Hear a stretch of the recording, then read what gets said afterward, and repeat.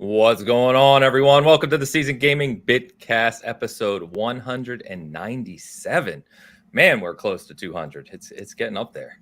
But good morning. I am your host, Ainsley Bowden, as always, joined by my illustrious panel, starting with the man, the myth, the seven himself, Mr. Rodriguez. What's happening, sir? I'm here. I'm waiting for my coffee. You're waiting for coffee? Yeah. I got Starbucks coming. Yeah, he's definitely going to get up. You got Starbucks delivered to your house? By my wife. Oh, yeah. Okay. I was very confused. No, she's coming with the almond milk latte here pretty soon. Okay. All of this checks out from my understanding of Dan, by the way. I don't know him well, but all of this checks out so far. Yeah, I look forward to listening to him drink it. With I got a straw. I'm going to just drink it right through a straw. Yeah, let's try not that.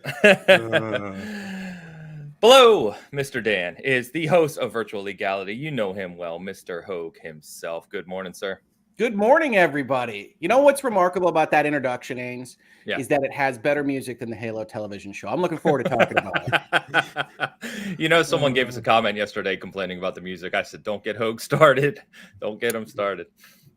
We're gonna have some fun today. Yeah, we're gonna have a chat today. Hatless Hogue today, by the way. Hatless. Right. Hogue. Right, I was told in the pre-show that Travis didn't believe I had hair, so here we go. Yeah. I was a hair denier of Hogue. Yeah. We got to settle some scores, set some things straight today. A whole lot of topics. Yeah. And last but certainly not least, who apparently was up late tabletop RPGing last night, Mr. Tie Guy Travis. Is that the reason, Travis? That is the reason. Yeah, I was up till 4 a.m. being a game master, man, because my life is super cool. I think based on that, we can say that I'm last and least. I think that's okay. Let's just. I love it. Now I want to see Tiny Travis's Wonderlands 2. I want you in there DMing. For sure. I'd buy the hell out of that game. I would love Hell yeah, dude! I would love that. I've always wanted to write like a comedy video game, but that's for the second half of my career when I get laughed out of critic work. We have seen that journalist pipeline. We have seen that happen. For sure, yeah. You never know. It's true. Apparently, I remind somebody in chat of Jimmy Neutron, which I for sure know who that is. Do you seriously not know who? So that's past even my generation. Is that between us? All right. Wow. You have kids? Oh, I thought you were kidding, Travis. I mean, yeah. Oh, Jimmy Neutron. Oh, okay. Right. You guys all know him? Is he an old reference? Is that what it is? He's. I was old by the time he was popular. He's past us. He's like the kids after us, at least. Okay. You just missed it. Is it something you'd only know about if you didn't grow up in abject poverty? Is that It was Nickelodeon. Okay, Nickelodeon. It wasn't coming in through the air. Got it. It wasn't on channel 3, 6, or 10. You probably missed it. All right. There's tears behind that laughter. Can you hear that? For sure. Yeah. Oh man, we got a good show today. We're going to be talking about several topics, including E3's cancellation and what that means for, just game events in the future, what we expect to see, what we want to see. We're going to be talking about, of course, PlayStation finally unveiling their Spartacus, their new Plus program, which was less new than I think we thought it was going to be. Yeah. We got Summer Game Fest. We have, we're, of course, going to talk about episode 2 of Halo, the TV series, which should be a blast. And a couple of things, new game releases and whatnot. But before we do that, I want to congratulate us, guys. I'm going to pat ourselves on the back. I always love doing that. I'm a lawyer. Because I went in yesterday morning and I took a look. I take maybe twice a week, kind of look at the analytics behind Bitcast. And that includes everything, right? Not just YouTube, but podcast listens, downloads, all these things. And I can officially say, in case you missed the news on Twitter yesterday, that over this past 7 days, it's a rolling 7 days, but past 7 days, we have the most, I can't even speak this morning, the highest traffic we've ever seen over a 7-day period. So it's pretty wild to me, guys, that, I look back and I know, Dan, you joined early. We talked before, it was like episode 30 or something. Mm-hmm. But there was a time period where if we got 50 views or listens, we were happy. We were like, all right, cool, we're hitting it. You know what I mean? And 15 of those were friends. You know what I mean? So it's crazy to me that, this has grown to what it'd be. I never really envisioned that the Bitcast would hit thousands of viewers and listeners a week, which is nuts. So you're welcome. It is all Travis. Sky's the limit. We're having fun to see the moneymaker. Yeah. But it's cool, man. It's cool. So thank you. Anyone who's listening, who listens to us every week, which is apparently a lot more people than I realized or has really ramped up. Thank you guys so much. We do our best to make it a good show for audio listeners as well, if you can't join us live. And of course, all of you in chat right now and people who check this out later on YouTube, thank you guys so much. It's it means a lot to us. It really is. It's encouraging and humbling and all of those things at the same time. So it's good stuff. Sorry for talking about Hoag's hair, audio listeners, but trust me, it's a big deal. That's right. I was actually going to say, well, it's not like we talk about visual elements so much, but we did open up with he's not wearing a hat. God in heaven. Now they can tune in and see just for themselves. The Team Fortress 2 sponsorship, Hoag. Oh my God. So before we obviously get into the topics, why don't we talk about what we've been playing? And guys, I'm going to start with a little title called Weird West. I've been playing that too. Yeah, man. So it released this week on all platforms, pretty much all major platforms. It also released in Game Pass. I did get a code for the game. I got it late because I think I actually forgot to put a request in for it. So I reached out early in the week, got the code. I had 2 days before embargo to try and play it. So my review came a little later, but I did grind the hell out of it this week. Finished it Friday, and my review went up yesterday, and I really enjoyed it. Can I just say how amazing you guys as reviewers are? I know the left side of the screen is reviewers and the right side. Well, Dan, you review stuff too, right? So it's, to me, as a gamer, I'm literally in, DM with you, Ains, and everything else. I just get Weird West. I'm settling down. I just did my law for the day. I get like an hour and a half a night. I'm playing it. And like in pops Ains with just beat it. I'm like, now I've been keeping track of this in my head. This is 2 days ago that you got this game. And you respond by saying, well, when you're reviewing, this is the life.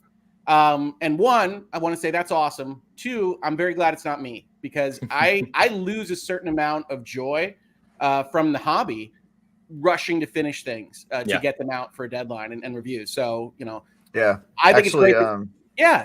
Ains and I on this show have talked about how sometimes reviewing a game ruins it. It does when you have to play through it. It certainly changes your relationship and the way you think about it. But yeah, a lot of times with like a big open world RPG, it can really kill it. Yeah. So and I'll be completely honest. This game is one of those games where there's a lot of decision making. There's a lot of exploration you can do, and you can really take your time with it. And there's 5 character arcs that you play through. And by the time I got to maybe around the end of the 3rd one, I got to the 4th and 5th character arc. I was like, if I want to finish this week, I'm going to have to push through. And I just ran through it. You know what I mean? And not that I didn't do the side stuff. I actually got the achievements for doing extra side missions and all that. But I mean, I grinded the hell out of it. There's a couple moments there where you wouldn't have been playing in the outside the review capacity. Because I do know that a little bit. Where it's like, well, I would have stopped here and gone and watched basketball or a Batman movie or whatever.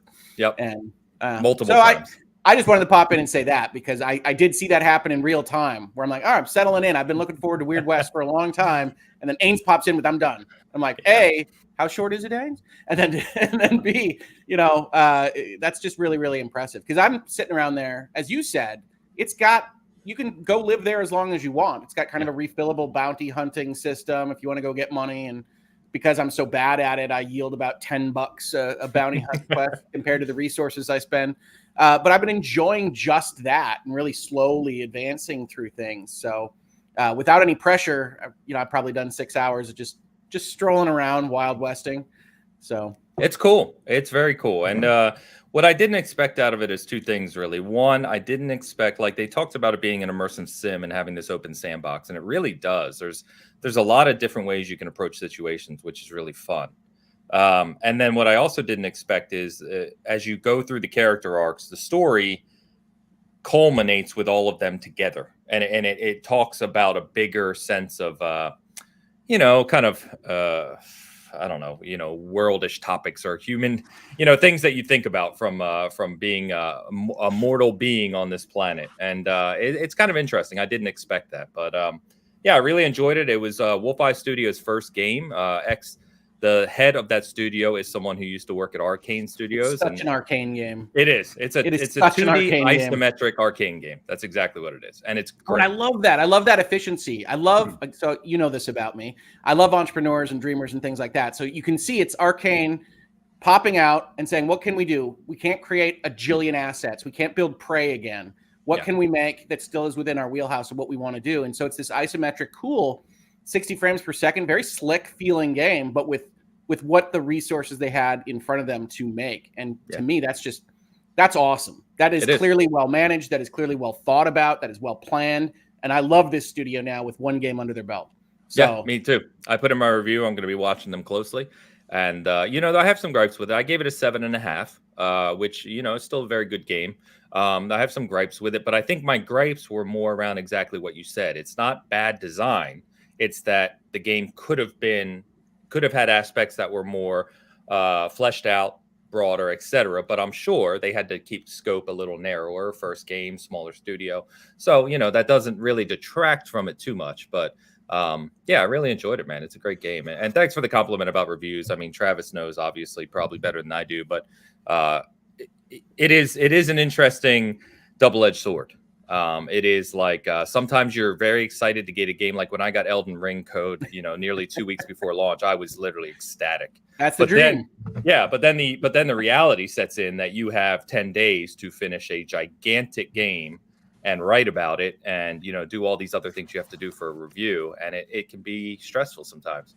Luckily, I get paid the big bucks to do it, so I don't want to go too far inside baseball, I guess. But do you take like copious notes when you're playing? And this is for Travis too. I mean, I do. What does that process look like? So you're taking a lot of notes. So that's separating yourself from the game playing element as well, a little bit. Yeah, I literally have my phone. I don't know how Travis does, but I have my phone next to me, and I create a new notes page for every game I review, and I basically will pause and just type notes out constantly. So I don't, because you do forget things as you're playing, right? Sure. Like I've made the mistake early on when I went back to review a game that I didn't take notes, and then like I'll publish a review and then I'll reread it, and it'll be like, oh my God, I forgot this. Oh my God, I forgot this, and it's like, I don't want to do that anymore. That's how I feel at the end of videos. It's like, oh, I was going to say this thing. Oh, well. Yeah. So the time has passed. It's uploaded. Yeah.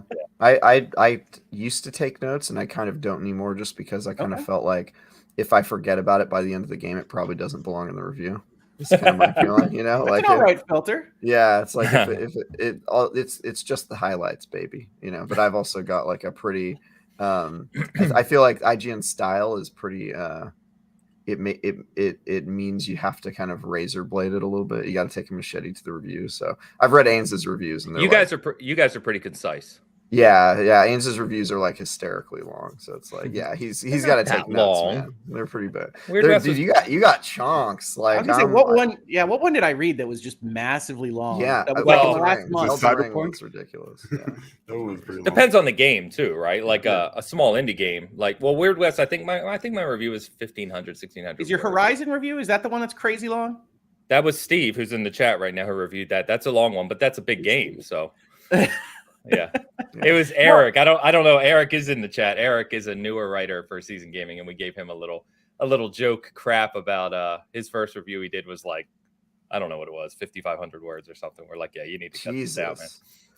It's a manifesto. I'm in no look.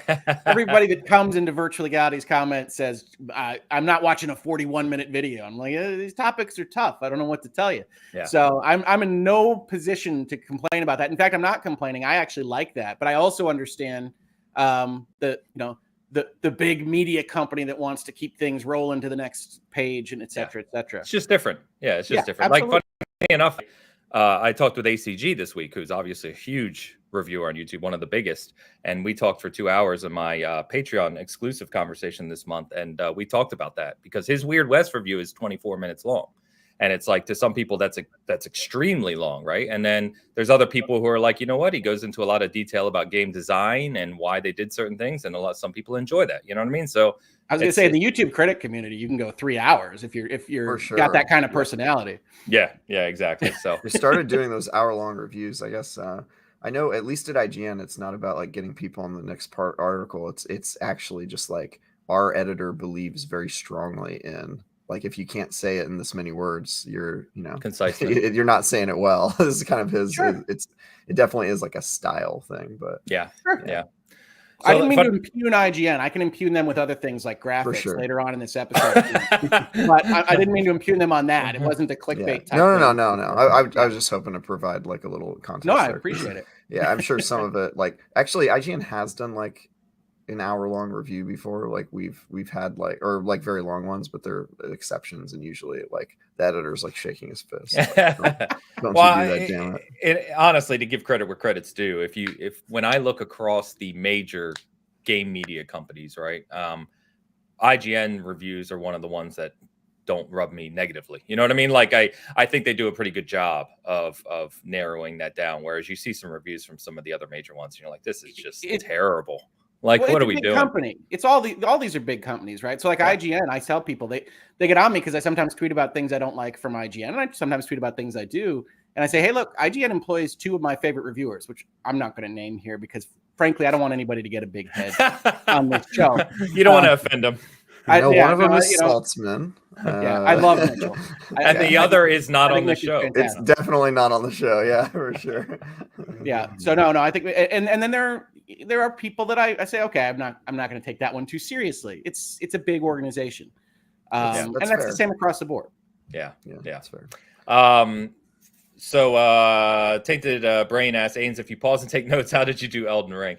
Elden Ring, you can't pause in Elden Ring, but there's plenty of places where you're not aggroing enemies. You just stand there. You don't have to pause. You're basically the game's pause for you. Until loitering. Death Knight rolls by randomly.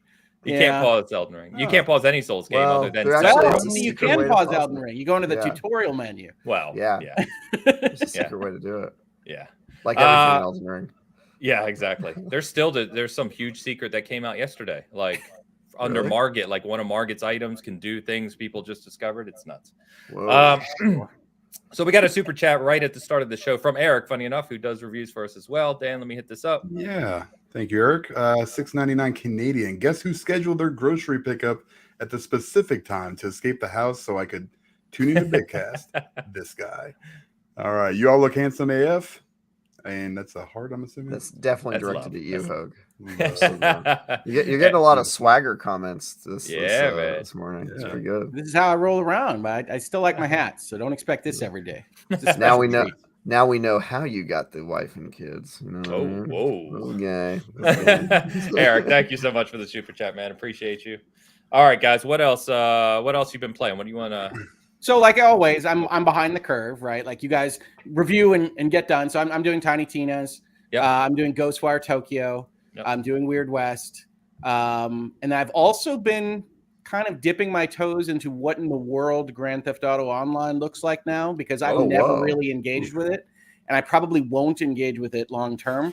But I've been popping in to see what they've done, because I think the last time I played it was whenever it launched as a separate add-on in like 2014. So they've obviously done a lot since then. And I know they make a ton of money. Like, this is why Grand Theft Auto 6 doesn't exist. This is why their resources are being spent that way. So I like to, do some cultural anthropology across the gaming industry and pop in. And so I've been dipping in there because we got the upgrade to the PlayStation 5. And I'm not terribly impressed. I am impressed by the level of cutscenes and things that they've added to this online environment. Like, it's clear, like that's where their effort has gone, is to selling shark cards and doing these things. Yeah. So those 8-minute long cutscenes between various missions and things like that. But yeah, that's what I've been playing. I think I caught everything there. I'm still in the midst of Triangle Strategy. See, this is why I'm always halfway through games, right? I play too many. 6 down here. Kirby, how is a single player component of the online? So I tried it a couple ways. One, I tried it. You can play it solo, but you can't do I don't know, some significant percentage of their stuff, because it's competitions and racing through hoops and shooting each other and stuff. Yeah, and things like that. Yeah. But you can play by yourself. Then I popped into the online service, and the biggest trick for me is it doesn't seem like there's an easy way to mute people. And this has that kind of old school, you can hear somebody cooking up bacon and there's a baby crying and somebody's shouting at each other. There's a spousal dispute of some kind. And it's so you have to go through and individually mute everybody. And then because it's like a quasi MMO, you have people bouncing out and in, and then those people that bounce in aren't muted. There's no mute all, as best I can tell. So that always makes me unhappy in my experience in playing these things. That. Can you turn off the aggro on because I know in Red Dead Online you can kind of basically be neutral, and people will either aren't able to attack you unless you engage initiate. Yeah. Right. So what the tip screen gave me was that if you start behaving badly, essentially you're going to get a bounty. If you are a bad behavior, then they're going to get bonuses for killing you. You're going to become a red dot. But I didn't get any message that said as a white dot you can't get murderized. So I don't know. I didn't get it because I didn't really play that long. But I saw some options. So I'm trying to start a nightclub because I'm like, I wonder if you could just run a business here and see what that is. And then some weird stuff came in because you can only have so many, I guess, CEOs in one server. So I'm trying to open my nightclub, and it basically is like, you can't do that. We have enough CEOs. And I'm like, okay. All right. Yeah. I guess I'm out then. So there's these like little things that every game has, right? Where you just, if you come in, you're like an alien in another environment, just like when you pop into Destiny or anything else. But you look at that and they say, well, there's some cool stuff because it feels like solo. It's still got the greatest, sandbox builders in gaming, I think. But I wasn't able to engage with it fully because I was locked out of playing it, I guess. So I don't know. It's kind of middling report. It seems like they're putting a lot of energy and attention and resources into it because it makes them a lot of money. But I didn't have a wonderful time the couple hours that I tried it. I actually liked, and I know, Dan, you played probably more than me. In fact, I know you did. But I actually liked Red Dead 2 online better than GTA Online because in Red Dead 2, there's a ton you can do just solo. Like after you beat Red Dead 2, like I've got tens of hours. Dan, I know you played a lot of it, but you can become like a trapper, or you can become a bounty hunter, and there's levels there's progression you can do, and it's all solo. You don't need to do it with anyone or combat anyone. It's just like a second world after the single player game, which was cool. Yeah. The only thing I think you miss out on are like the story mission parts. You can't do you do one right off the bat just to kind of like for like a tutorial kind of thing, and then after that it's whatever the hell you want to do, which is kind of nice. Yeah, it's cool. Yeah, and Grand Theft Auto might be the same. I got hit by a couple of those technical roadblocks that I didn't understand. I mean, it has a huge intake, right? And it has a huge set of menus, and you go and you look at the what's new, and it's 15 things, none of which make any sense to you. So it's got that same problem of, hey, we've been around for a decade, and I welcome. It's going to take you a minute, and I don't know that I'm willing to invest that minute, honestly. Yeah. That's pretty common in that genre. I would say it's like Final Fantasy 14. People, it's a great game, and then they're like, "Yeah, dude, just play 80 hours. It gets really good after that." And you have to learn like all these menus, and I'm like, "Yeah, I'm good, dude." So. Yeah, I do like Grand Theft Auto Online, but it's just obtuse as all hell. I don't realistically see how someone could play multiple of those. Like you know what I mean? You're either invested fully into Destiny, Grand Theft Auto Online, WoW, all the Final Fantasy 14, one of them. I don't see how you could realistically play multiple. The way you can do it is forever game. You have to be Paul Tassi. That's really the only way. He plays all of them. I have no idea how he keeps up with. It's because it's his beat. Those are the only games he plays. But he plays like Genshin Impact, Destiny, Division when it was a thing, Anthem when it was a thing. Like all of the games of the service games, he's like on all the time. I find his articles hilarious because I'm always like, what does the Post pay you, or what does Forbes pay you? Because he's like, I've spent $15,000 in Genshin Impact trying to get this 5-star, and I'm like, okay.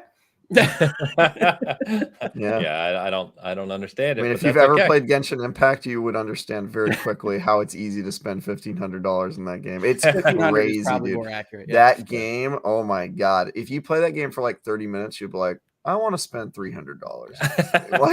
It's so good at making you want to spend money. But I reviewed that game and I didn't spend any money. That was like my slant on the review. It was like, is this game fun if you don't spend money? It's still very good. By the way, Anthem 2.0, shout out. Forever in our memories. Yeah. All right, what else you guys been playing, man? Anything good? You guys been playing Crusader Kings at all? Crusader Kings? No, well, I've heard it's good. I played on the Very good. PC. I have my doubts about a console functionality. How's it working, Travis? It's pretty good on console, actually. All right. Yeah, surprisingly good. Very highly reviewed game. I haven't played a ton of it yet, but I basically what happened is, I played a little bit and then I like thought to myself, oh no, Travis, if you play this, this is gonna be a rabbit hole. And then I was like, I gotta put it down. Like Crusader Kings 3 is absolutely one of those where you say, okay, what does the rest of my evening look like? Is this what I want to play? Yeah. And slotting it in there because it's a fantastic game. You think about Stellaris, you think about other things that kind of get jammed into console controls, and sometimes that doesn't feel great. But it's Game Pass, so I have it downloaded. I might pop my head in. Yeah. I was excited to get back to Tiny Tina and Ghostwire, but when I finished Weird West and got the review published yesterday, the first thing I did was sit back down with Tiny Tina.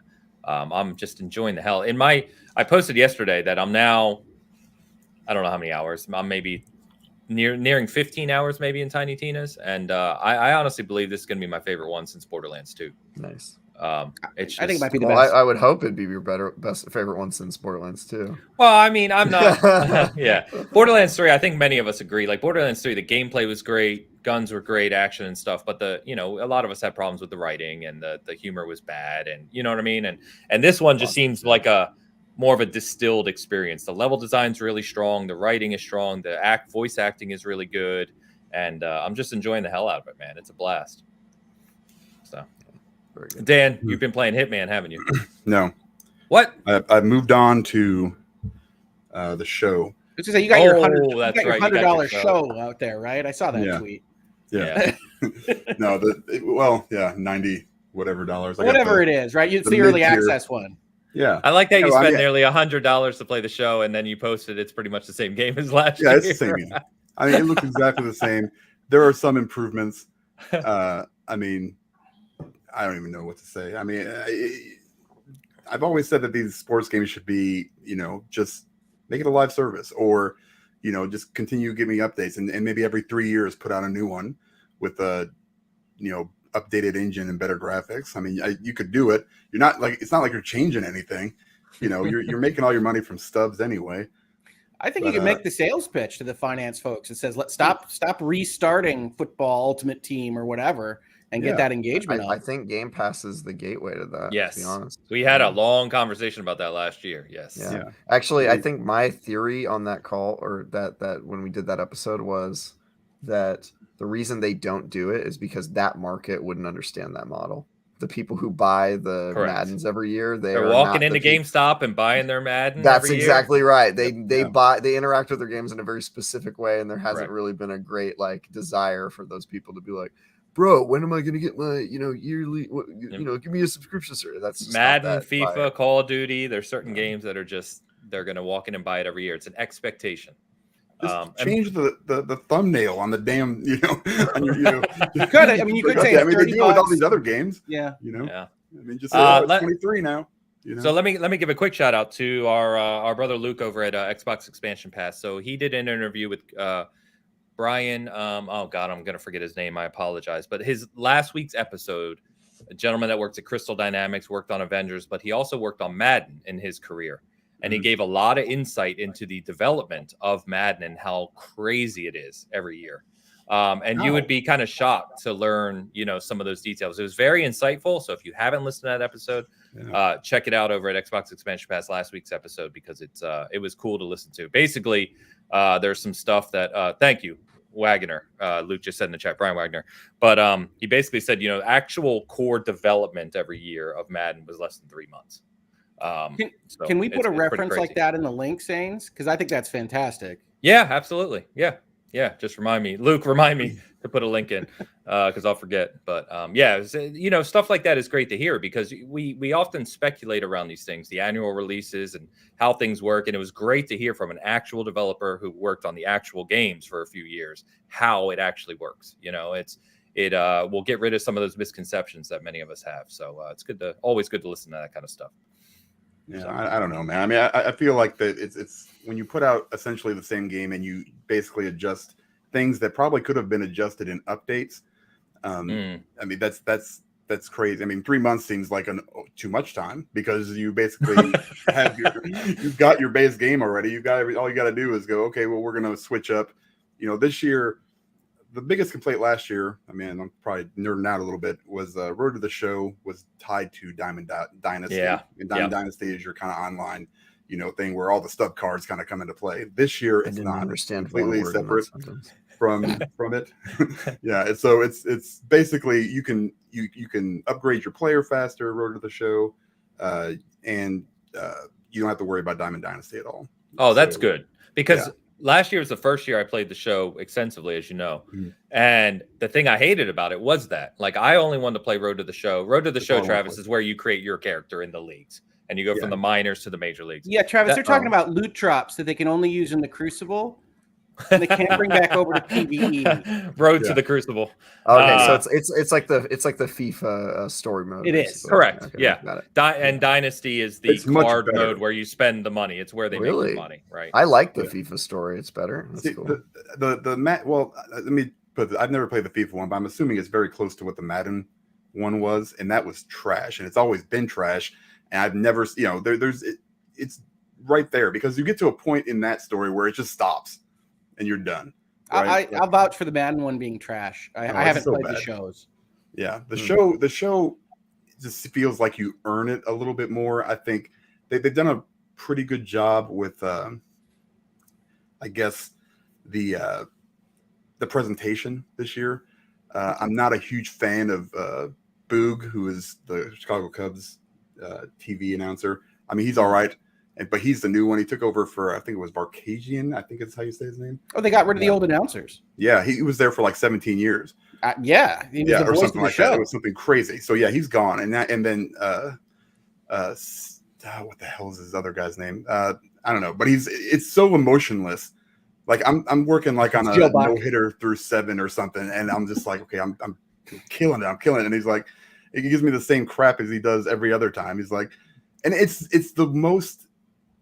I don't even know how to describe it. He says like, well, he's got like, he's into double digits with the Ks. Most pitchers, try to average 1K per inning.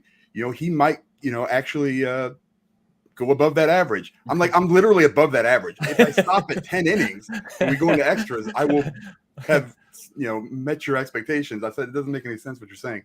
It's stuff like that. And it's just not exciting. The other guys, when they came in, I think it was Plezak was there last year. He was there for a couple years. But when they speak and they talk and they do these pre-written things, they actually bring a little bit of emotion to the game. This one, it just seems just deadpan the entire time. I feel like if I'm in the game 7 of the World Series, that you probably should get a little bit more excited, talk about stuff that's but it's you'd just think that, but Joe Buck demonstrates that that's not the case. No. I mean, we're gonna you talk about inside baseball here. See, first of all, I love this. I don't know how many people are following this conversation yet, but I love this. I am completely lost. Okay. We found Dan's destiny. Like this is this is what it sounds like to everyone else when I talk about. No, I think this is fantastic because it does. It's that's the color, that's the tone, that's the temperament that they add to the game. And yes, they might have achieved how boring a regional broadcast of baseball sounds. That's not really what you want to listen to every day. That I find intriguing because whoever was right before him literally was like the voice of the show and got jobs at the MLB network and things like that. So that's really, really intriguing to me. But yeah, maybe I'm the only one. I loved it, Dan. Well, thanks. So, no, there's a lot of other things that they're just minor things, like when they record like voices, like there's some very basic names out there. It was like John, Victor Jr. That's number 7. Like he won't even say his name, but like they recorded like these very, very, and this is, I'm not trying to be weird about this, but like a few names that I've never even heard of. Like like I'm just like, what? You recorded that, but you didn't record John Victor Jr. They never have Hogue ever. So it's crazy. Guys, I'm named Ainsley, so don't worry about it. But I mean, it's still baseball, and I love baseball, and I love I'm still going to play the hell out of this game. There's a few bugs. Forza? Ains? What? Do they have Ainsley in Forza? I've never seen Ainsley in a game, not once. Wow. The only time, and this is a true story, and I've mentioned this before, in Sunset Overdrive, they added DLC where you can get an entire outfit for your character named Ainsley's outfit. And the reason why is that Drew Murray's daughter is named Ainsley, swear to God. And I actually tweeted a picture of me getting it and laughing about it to Drew, and me and him chatted about it, and he said he put that in there as an Easter egg for his daughter. And I was like, oh, that's good. I share my name with your daughter, which is awesome. Honestly, all the Ainsleys I've met before you have been women. So yeah, I know. Yeah. I'm aware. I met aware a of this Cracker fact. Barrel the other day. I mean, I'm at 0 Aisleys other than you. So wait, really? Yeah. That's an unusual. Never watched name. West Wing? Ainsley Hayes? No. Have I ever Ainsley watched? Harriet, man, come on. Yes, the West Wing. That's what my law school colleagues used to try to foist on me. It's so good. Hour after hour. I can only take so much political preening from either side. And there we go. AO says it's in FIFA. Ainsley Maitland-Niles is an Arsenal football player. All right. There you go. You just need to match up with a player. Let's go. Then Yeah, but already- can you choose it as your name though? That's the key. That's the key. Yeah, I don't know. Maybe. It's good stuff. By the way, we were joking about Joe Buck, which I think many of us do for good reason. And did you see he just signed like a $30 million contract? I think I tweeted 16 things about how wonderful nepotism is when you don't have any talent.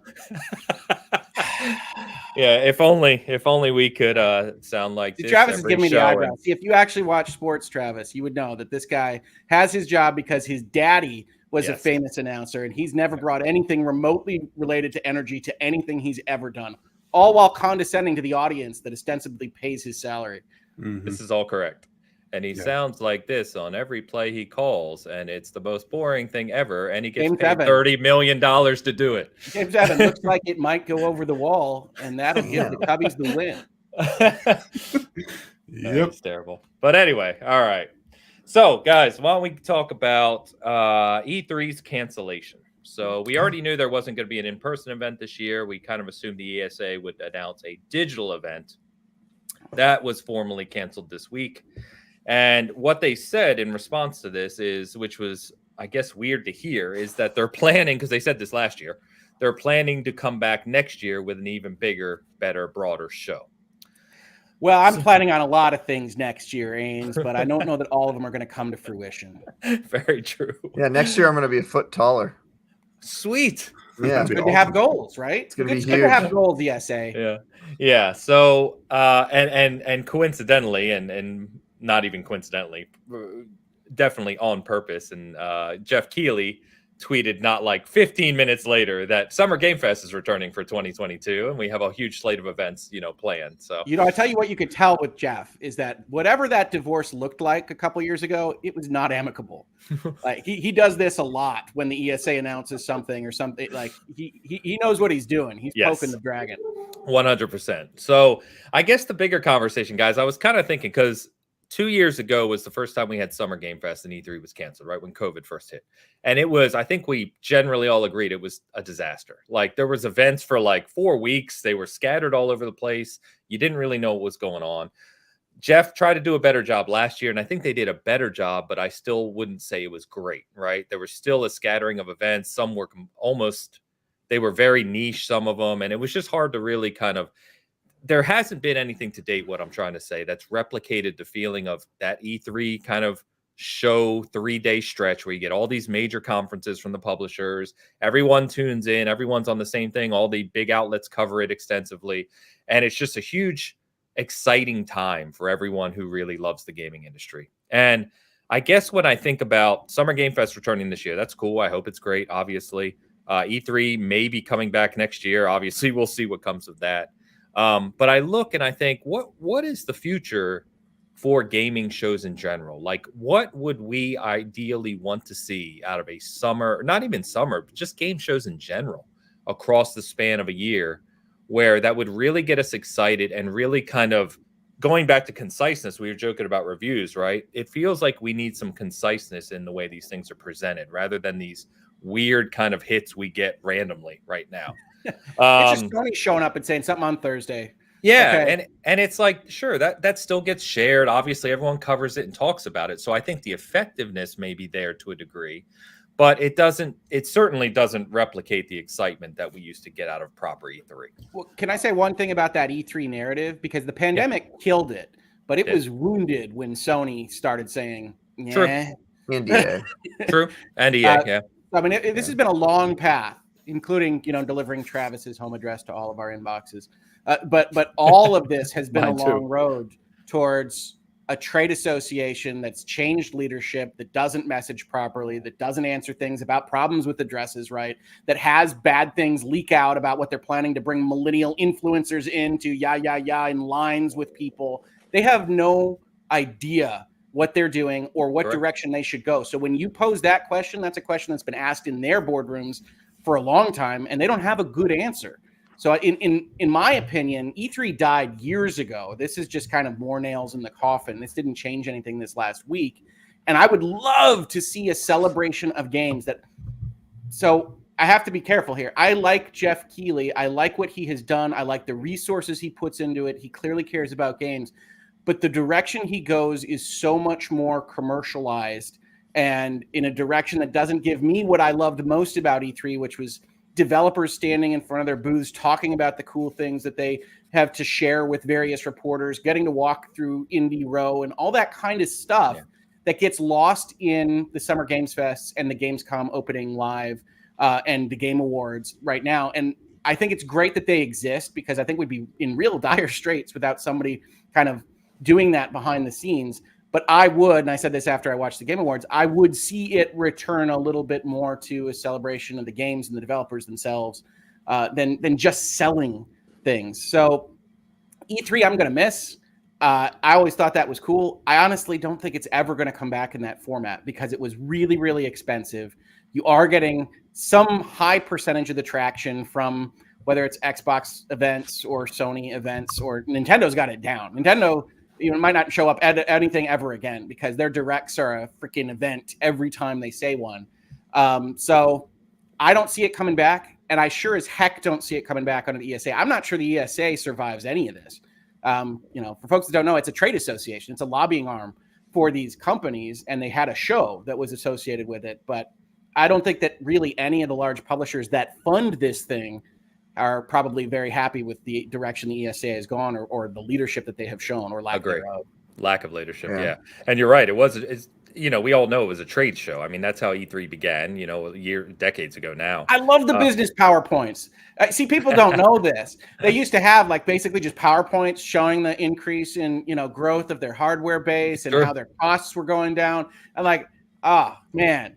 Yeah. When I was a young man, that was the bee's knees. But then they started having helicopters drop people through windows and things, and it is what it is. Well, and we do have to give them credit at the time, for they evolved it into what it was that we all came to know and love, right? An annual kind of celebration of events. And I think you do lose something. You touched on it there, where like Indie Row and having the main conference center there in Los Angeles, and what it's like to see our favorite people in the industry kind of be there in person and hearing on the stage events and all these things. And like we've said, you can replicate some of that with these digital shows, but it just doesn't have that same feeling. I think, to give credit, like you said, Nintendo's got it down, especially for their audience. Their audience is tuned in and locked to what Nintendo does.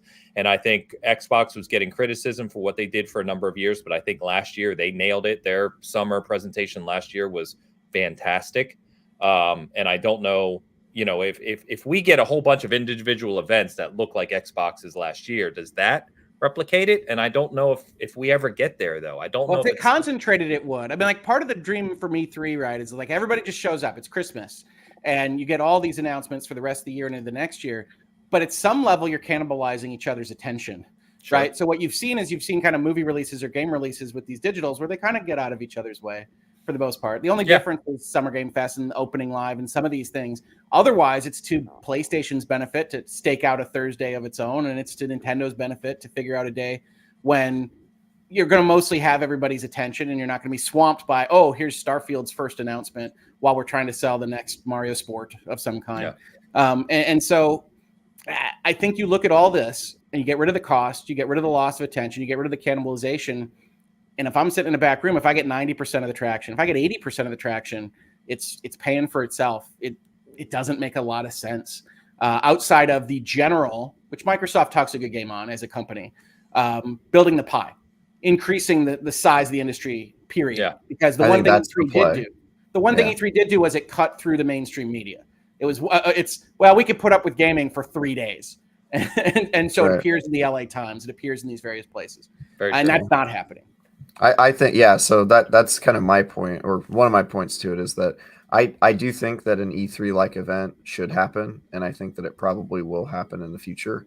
I'm a little more optimistic about that, but the one reason is that the industry's stronger when it does come together, and I think that all the stakeholders realize that, right? They realize that, like, even Nintendo realizes that a Nintendo Direct is speaking to their choir, basically, right? And so this is an opportunity for them to get into a larger group, and kind of that's why they've supported the ESA, I would assume, over the years, and why they've always had a spot at E3.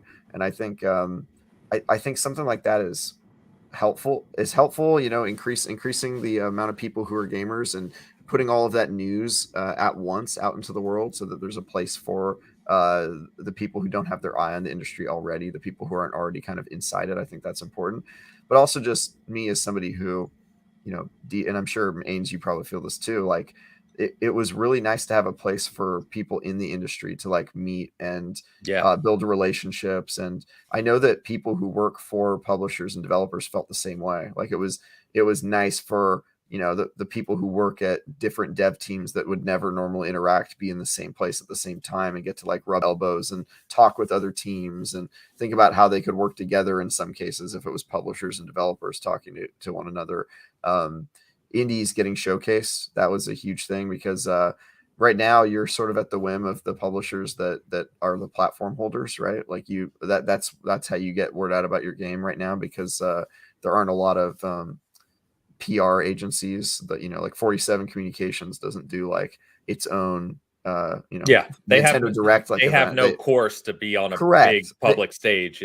Correct. They have to just, like, with the very crazy exception of Devolver Digital, if you're that size of a publisher, you have to just sort of send out a press release and hope that people read it. And I think that was something that they got to kind of cut through the noise by just being there in person, and people could see your booth and play your game and do that sort of stuff. So I just think there were so many benefits to doing it. And also, I personally just really liked it, but I just want it to come back, just emotionally. But also, I have to say that if it does come back, I hope to God it's not the ESA that does it, because I think that they're not a great organization, and they've sort of outlived their usefulness. Now, if it's Jeff Keighley doing it, I think I'm probably also kind of sad, because his events tend to be like one, it's one night. Like, the Game Awards is not a replacement for E3. It just isn't. It's one night. People sit in a room and they watch a couple trailers. Maybe they hear from a few developers and then they leave. It's not an event where the industry is coming and, like, the thing you don't see about E3 is that most of it happens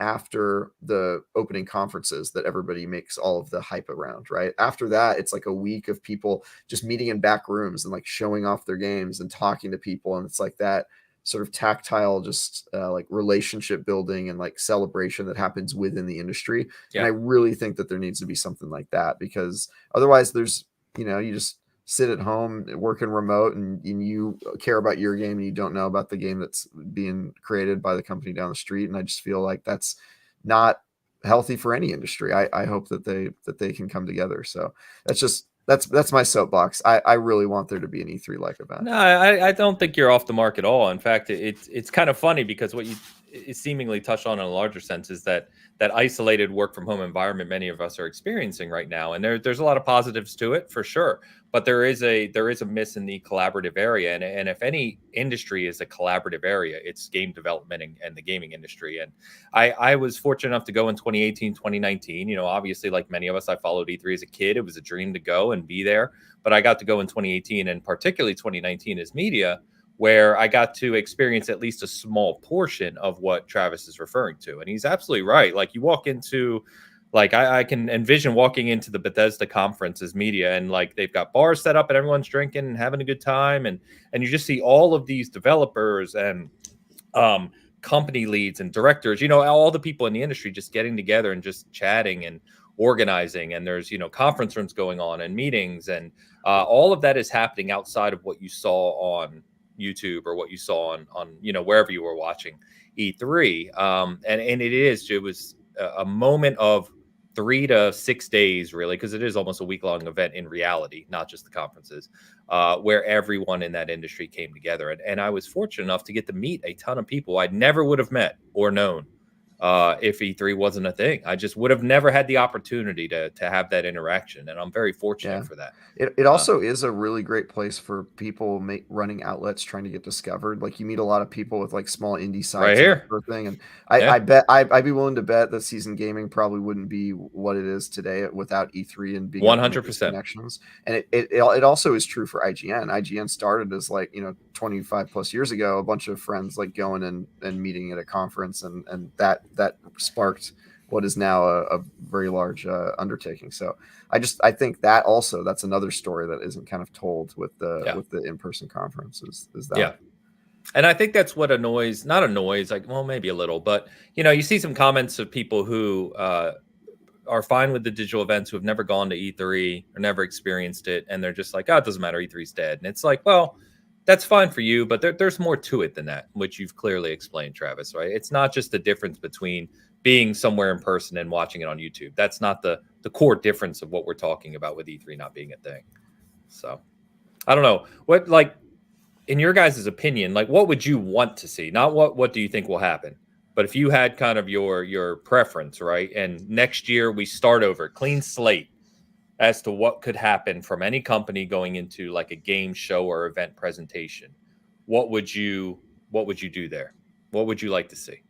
Why can't we just, I mean, I remember watching E3s, even just 5 years ago, where there was that 3 or 4 day period, right? Yep. That you're like, okay, Xbox is on Sunday at 4:00, Yep. Sony's this day. And so you start, as a gamer, you're just like, this is the ones I really want to watch. Bethesda's this time, Ubisoft is doing a little one, and so, that inevitably has something to do with Dance Dance Revolution. And so every time. Every single time. So you kind of, that was the exciting part for me. I've never gone to one. I don't think I would go to one because I hate people generally, and that's too big of a crowd.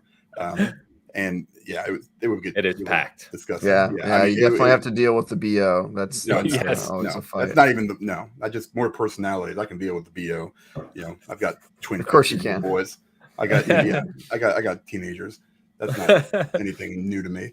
It's just more of so many personalities in one place. It's bad news for Dan. Anyway, I'm good with going back to something just like that. I mean, if it were, the difference between what Keighley does is it's so commercialized and it's so reliant on, either, ads or streamers or, influencers. And I don't like any of those things. So I just wanted to go back to where it used to be. We're streaming right now, right, Dan? Yeah, no, that's not what I'm talking about. I'm talking like the influencer parts. Those guys that we're just doing news. Those guys, No, I'm all in favor of just calling us superior to the other streamers. That's fine. That's not going to offend me at all. I have no problem with that either. Yeah, no, it's not. That's not an issue for me. But yeah, no, I get that. To me, E3 as a concept, you'd have to kind of break it down. What do you want to achieve? You want concentration of news in some small period of time, so you can break through those things. Travis wants contact points. He wants rooms where you can talk to people and that they can cross-pollinate with each other ideas and concepts and relationships. So I think fundamentally, you don't need the show floor to look like Walt Disney World. To me personally, you don't want the show to become what I think it really was becoming, which is directs. I mean, it was YouTube trailer rolls. It was playlists that you could have made after the fact. It wasn't anything that was special to the circumstance, either at the keynotes or sometimes with what they were actually showing at the show, right? I mean, I go back to this because of how it turned out at launch, but this always felt bad to me at the time, which is when 2077 starts talking to people, it's all closed door stuff. You're only allowed to ever get like somebody else's impressions of a non-played video that they're doing. That to me isn't helpful on the outside. So I think if you want to start this back up again, you'd have to set essentially ground rules. You want to have something that is different than just playing a YouTube playlist or the Game Awards. God help me. Like I said, I'm in favor of them existing, but like this last iteration, you couldn't tell whether you were watching a commercial or the Game Awards because the content was identical. They gave awards out off air. Yeah, it's like significant ones. Like, yeah, and I love gaming. I love the industry. I tweeted out about this. I said I would like to see this better. This has to be a better celebration of what the industry is. And I think E3 should be that. So you'd focus on concentration. To me, I think you could build it digitally with a back office environment that maybe doesn't get pictures in the newspapers with giant God of Wars and things like that, where you have what amounts to a GDC type approach with keynotes that aren't just the same old YouTube playlist. But I 100% agree with Travis that the ESC as it's currently constituted and led is not ever going to figure out that's the avenue that they want to go down. They might build something that's like influencer Gamescom. I mean, like that's what they think they need to do. And I fundamentally disagree. And I think that the publishers disagree, which is why they keep, poo-pooing their plans. Yeah. If I could create any event, though, to answer your questionings, it would be a massive event hosted by a ESA-like organization that maybe was more modern and had stakeholders from all the different stakeholders, had representatives from all of them. Yeah. And it would be it would not be open to the public. It would have public facing events, but like E3 of years past, it would be sort of like industry specific. It wouldn't be a show floor packed with a bunch of fans waiting in line for 5 hours to play a demo. Get rid of those GameStop invites. Yeah, for sure. I mean, actually, you know what? GameStop has like legit reason to be there, I think, because they're sort of like almost doing like a media promotion at like boots on the ground level. So I don't have a problem with that. It's more just like E3 towards the end. Oh my God, dude. It was like tens of thousands of people and they were like, just like fans, why are you here? Oh, I just like it was games. Insiders only that there was a huge portion that was like GameStop managers. It was, yeah, because they were one of the biggest holders. But then afterward, when it went full public, it got like even worse. Then it was. No, that's just bad planning. I mean, like they never even properly thought, hey, if we add this many tickets, what's that going to do for the experience? For sure. What's that going to do for the people who are here for the reason of like they're trying to get their business done? And it's like, all right, I'm going to a meeting. I got 15 minutes and I have to wade through like a whole bunch of Larios. And I'm just like, Jesus, man, like this is unbelievable. Wait a minute, hold on. Warriors. That sounded very specific. Is this a true story? Yeah, dude, honestly, like I went through like a zombie flash mob and like there was like, oh my God, dude, like I could tell you stories, but there is that thing. I don't have a problem with the show floor looking like a theme park. I actually think that was inevitable because everyone's trying to grab your attention if you're an industry stakeholder, and so it's not really for the screen, the pictures that go into the magazines or on the internet pages. It's more for like, oh, that interests me. I'm gonna go check out that indie game because they had like a show of it. But yeah, it did get a little crazy. I tell you, from the outside, it looks like ostentatious waste. For sure. And some of it is that, but I do think it's what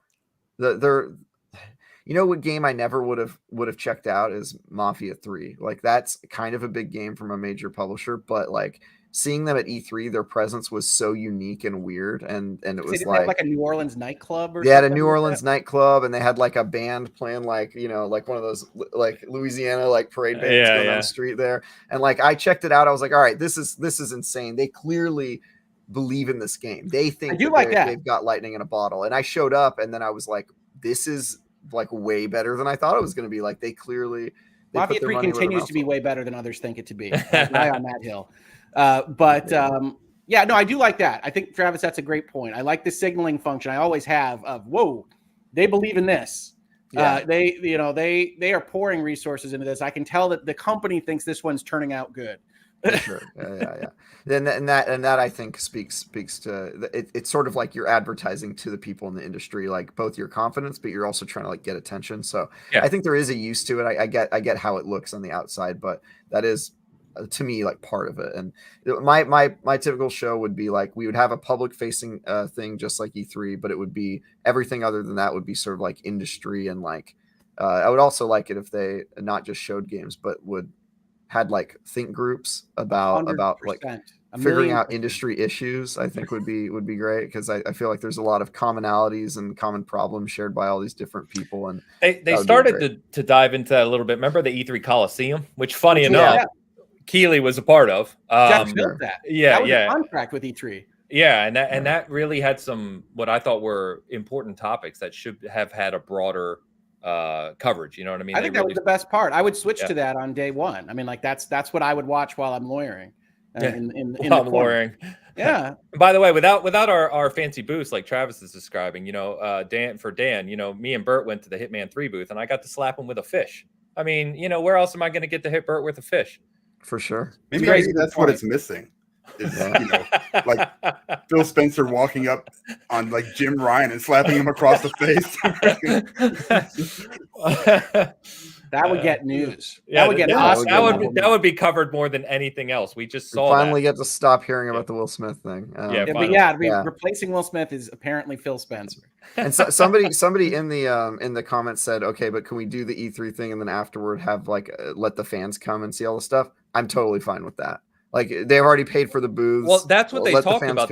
They talked Yeah. about, because remember they did Media Day, but Media Day was only one day and it was a smaller time bank, right? Yeah. They started talking about, why don't we do the 3 days for industry and then do like 2 days for public? And I'm like, well, why don't you do that?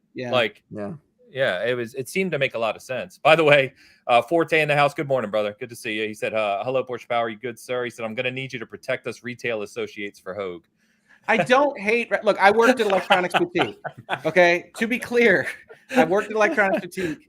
I don't have any problems with the good folks that work at GameStop or otherwise try to help the industry sell products. I think that it got away from them a little bit based on some of the stats I saw before it went public, which is, I don't know that you need that many GameStop representatives, so that was to me creating issues, because what I want, I'm on the outside. I'm not going to E3. It's in freaking California. I'm going to, my wife's from California. This is the joke I have with her. I hate driving around that. I hate driving around that town, Travis. I hate it. That's fair.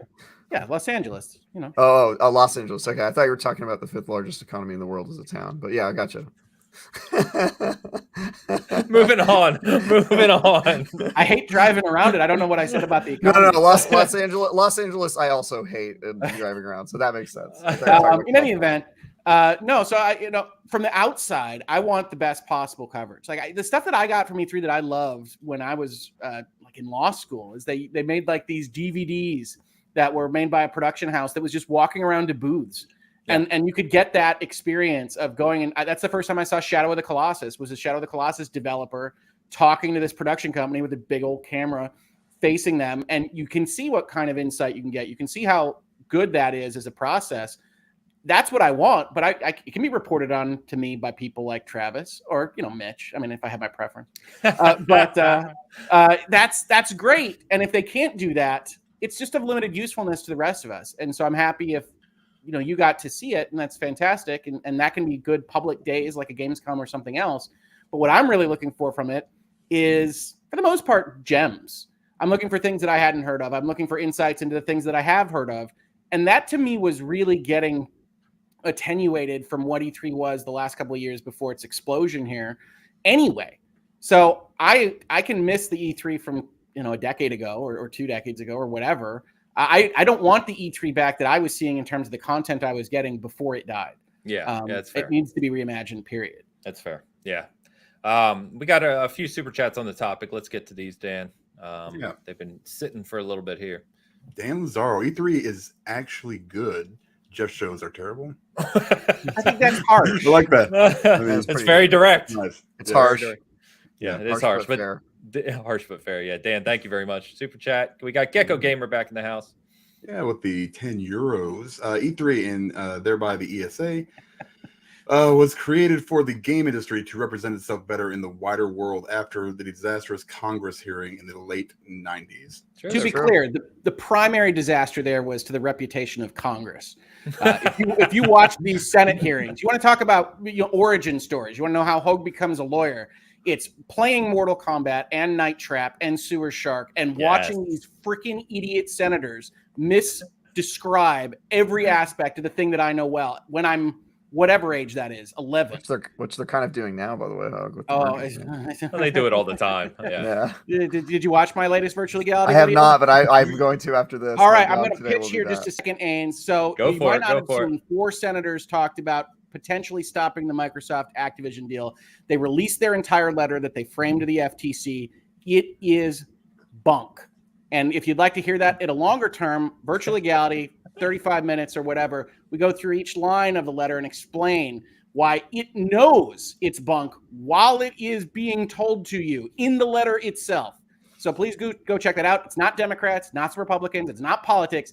It's senators in election years trying to push for their own bills and doing whatever it takes to get it done, just like senators did back in the 90s. Yep. Yeah. Anyway, very true. At least one of those senators is a very smart person too. I just think they don't understand the games industry or what this really is about. But I think they don't care one way or another what the substance probably of that is. too. There's very politics, true. For sure. Very true. Gecko, thank you as always, man. We've got another one from Fat Boy. And shout out real quick before you read this, Dan, to Fat Boy Horror. It is his birthday today. Happy birthday. Happy birthday, Fat Boy. And thank you, as always, mate, for the support. Hope you're having a great one. Yeah, man. Game Awards. Well done. Here's your award. Now get off the stage. We've got an advert to show.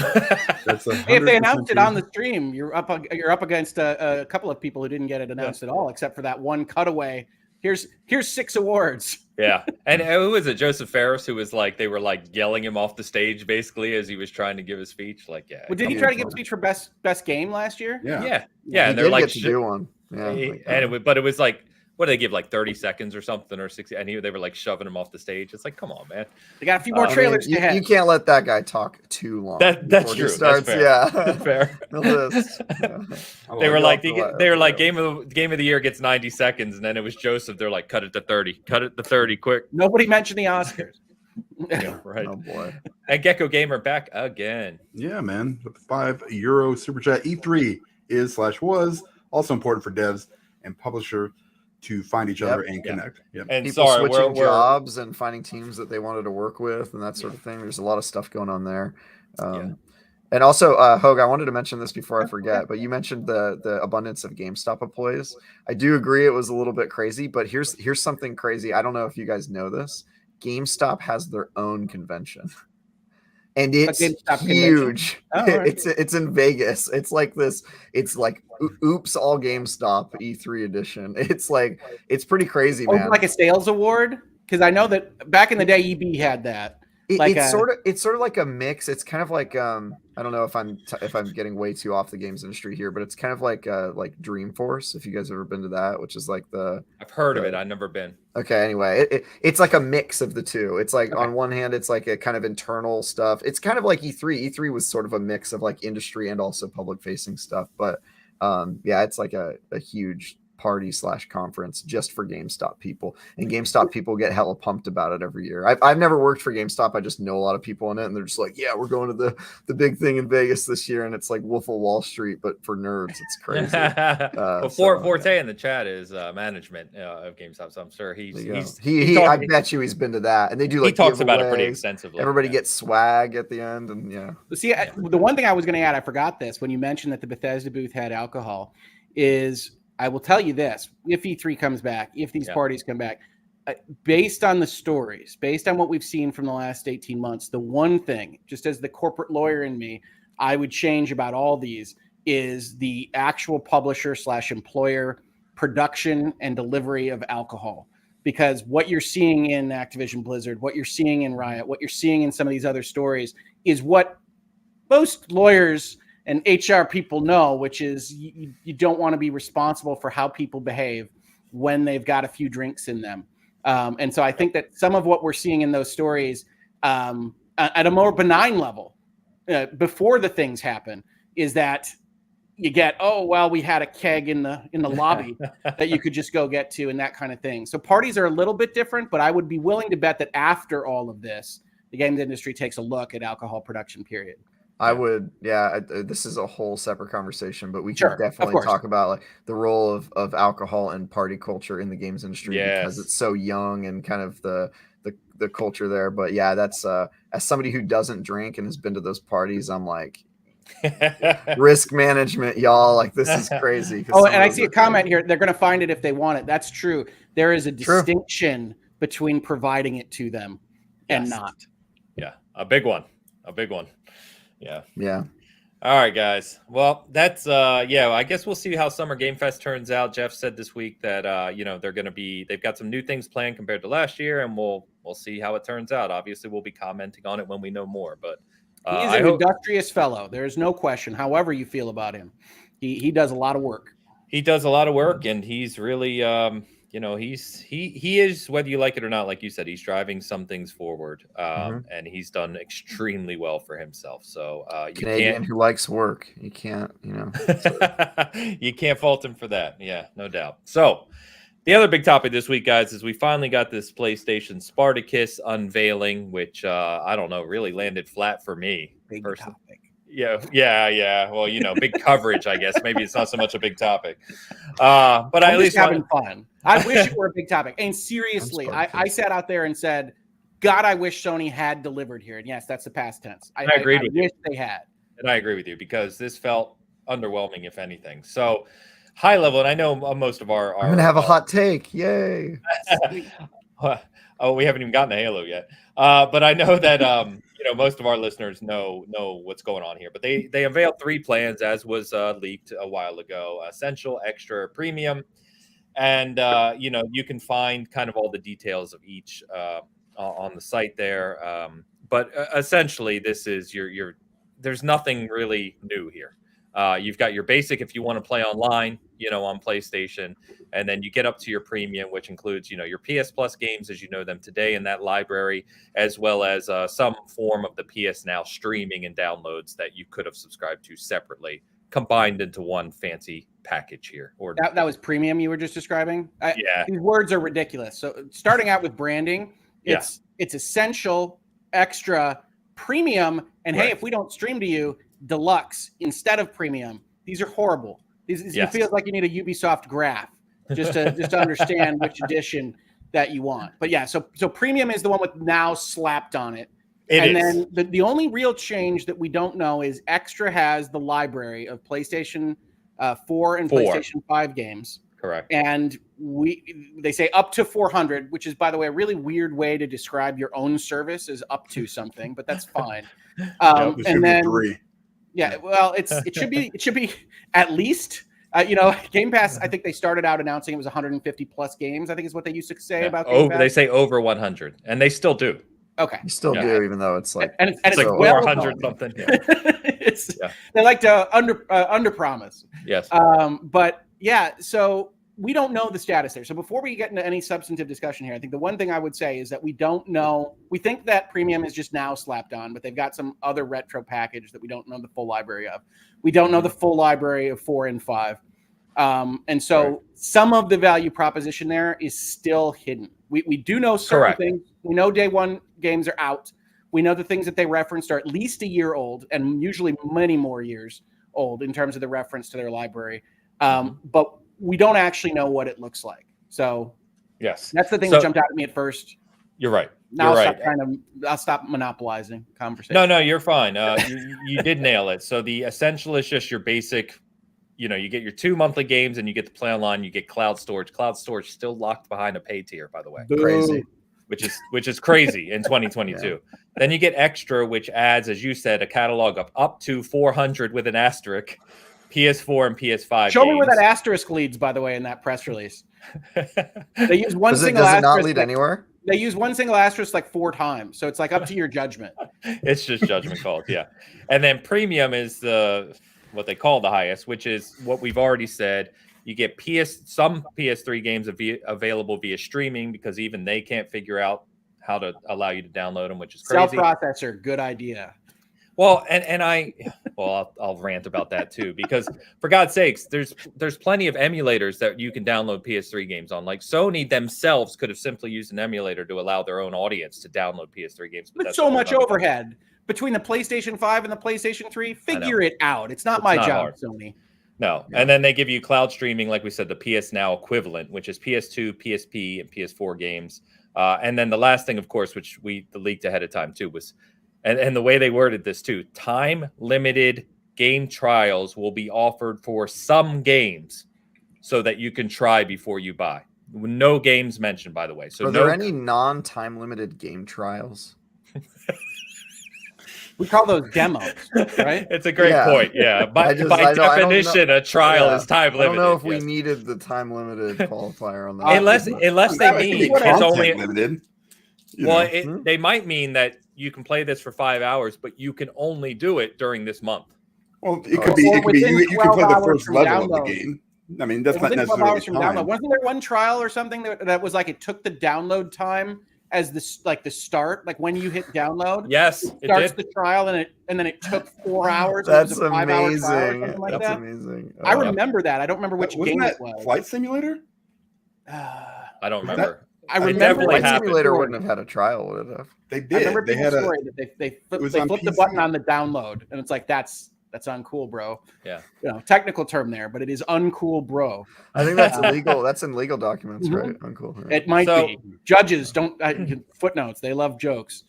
So it's client was the pricing here. It's relevant to talk pricing. And sorry, I'm not going to cover every country's pricing, but generally speaking, the differences between monthly and annually. You pay annually ahead of time. It's obviously cheaper. But what you're looking at here is $60 a year for the basic, the essential. $100 a year for the extra, and $120 a year for PlayStation Plus Premium, which essentially on its surface is double what you pay for PS Plus today, because it's $60 a year for PS Plus MSRP, right? So if you want the premium, you're paying $120, but it's cheaper. If I remember correctly, it's cheaper than if you played for PS Plus and PS Now combined today, right? Yes, that's what they're claiming, although it's such a minuscule amount of people that I'm not sure it's even worth it in terms of they did so many weird crossover. Yeah, it's been so many weird number things here. This is the stuff that always raises my red flags, right? So the Game Industry Biz article comes out at the same time, says 50 million people subscribe to either PlayStation Plus or PlayStation Now already. And I'm like, well, you're doing some work there. Show me that. And somebody came to my comments. Headline. Yeah, somebody came to my comments and said, well, PlayStation Now is currently showing it like 3 million or something like that. And I said, yeah, that sounds about right. Because what Jim Ryan Goes to Games Industry Business says is, well, if you're buying both together, this is actually a discount, the packaging. I said, how many people is that? Yeah. Let's be honest with each other here. PlayStation Now failed fundamentally as like a big forward-looking platform. Yeah. That's why you're freaking rebranding it and slapping it together with Plus. Now, the fact that you kept the word Plus and then slapped extra on it is insane to me. You've got PlayStation with 2 separate adjective modifiers, and then you use different words on top of that. So the branding here is PlayStation typical, which is just always boring, somewhat confusing. Reminds me of the Microsoft side of things, the Xbox One and the Xbox Series X and all these various things, which is like, that's fine. But there's a couple of things that are, the other thing I was going to add is there's a couple of things built into there that I think things like the graphics we saw miss, which is that all of those come with that multiplayer component, right? So when you're reading the 2 services against each other, all of these come with the equivalent of Xbox Gold, Xbox Live, playing multiplayer games, when that's not the case with just buying a naked Game Pass. So like you have to start trying to equate these things in weird ways because they have sliced their packages differently from each other. So that's part of the conversation. I was just going to mention, and Slow-Mo in the chat corrected us because I had forgotten that I think it was early last year, PlayStation lowered the price of PS Now if you were just subscribed to PS Now. So he pointed out that if you did the annual plan for PS Plus and PS Now with that lower price, it was already $120 a year. So this is just an equivalency at this point. Is that right? Yes. So Jim Ryan literally went out there and said this was a price reduction. So he must have been using a little bit more space math by saying if you buy it monthly, it's a price reduction. Maybe. And you switched to annual. And we didn't, by the way, we didn't. Bad. Still cheaper than Game Pass a year. It is. Well, but yes, it is. I'm sorry. Ultimate it is. Well, so that's why I'm saying when we compare these things, because you got console warriors everywhere. So you have to keep in mind that Game Pass Ultimate is where you get gold with it. Yes. So that's what you really have to compare to this line of services, is you have to have the one that includes gold. Correct. Yeah. Which would be 15. Yeah. Which is 15, and doesn't have an annual concept, which is part of the economics here. PlayStation's playing one of those economics principles, which is like let's solve the recurring revenue problem. Let's lock you in and give you a discount, and it's not an insignificant discount. Like they did annual right that way. Yeah. But they're trying to get you to commit for long periods of time. Correct. Yeah. And so, yeah, it's, we don't necessarily have to compare 1-to-1, but the thing we kind of all knew we weren't going to get is day one game releases from first party, right? We knew PlayStation wasn't going to go that route. And let me read these quotes from Jim Ryan, and then you guys can,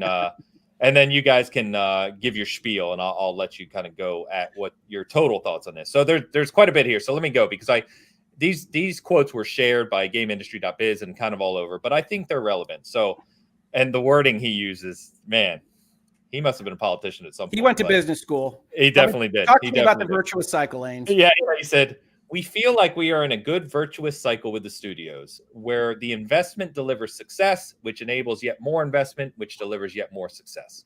We like that cycle, and we think our games like that cycle.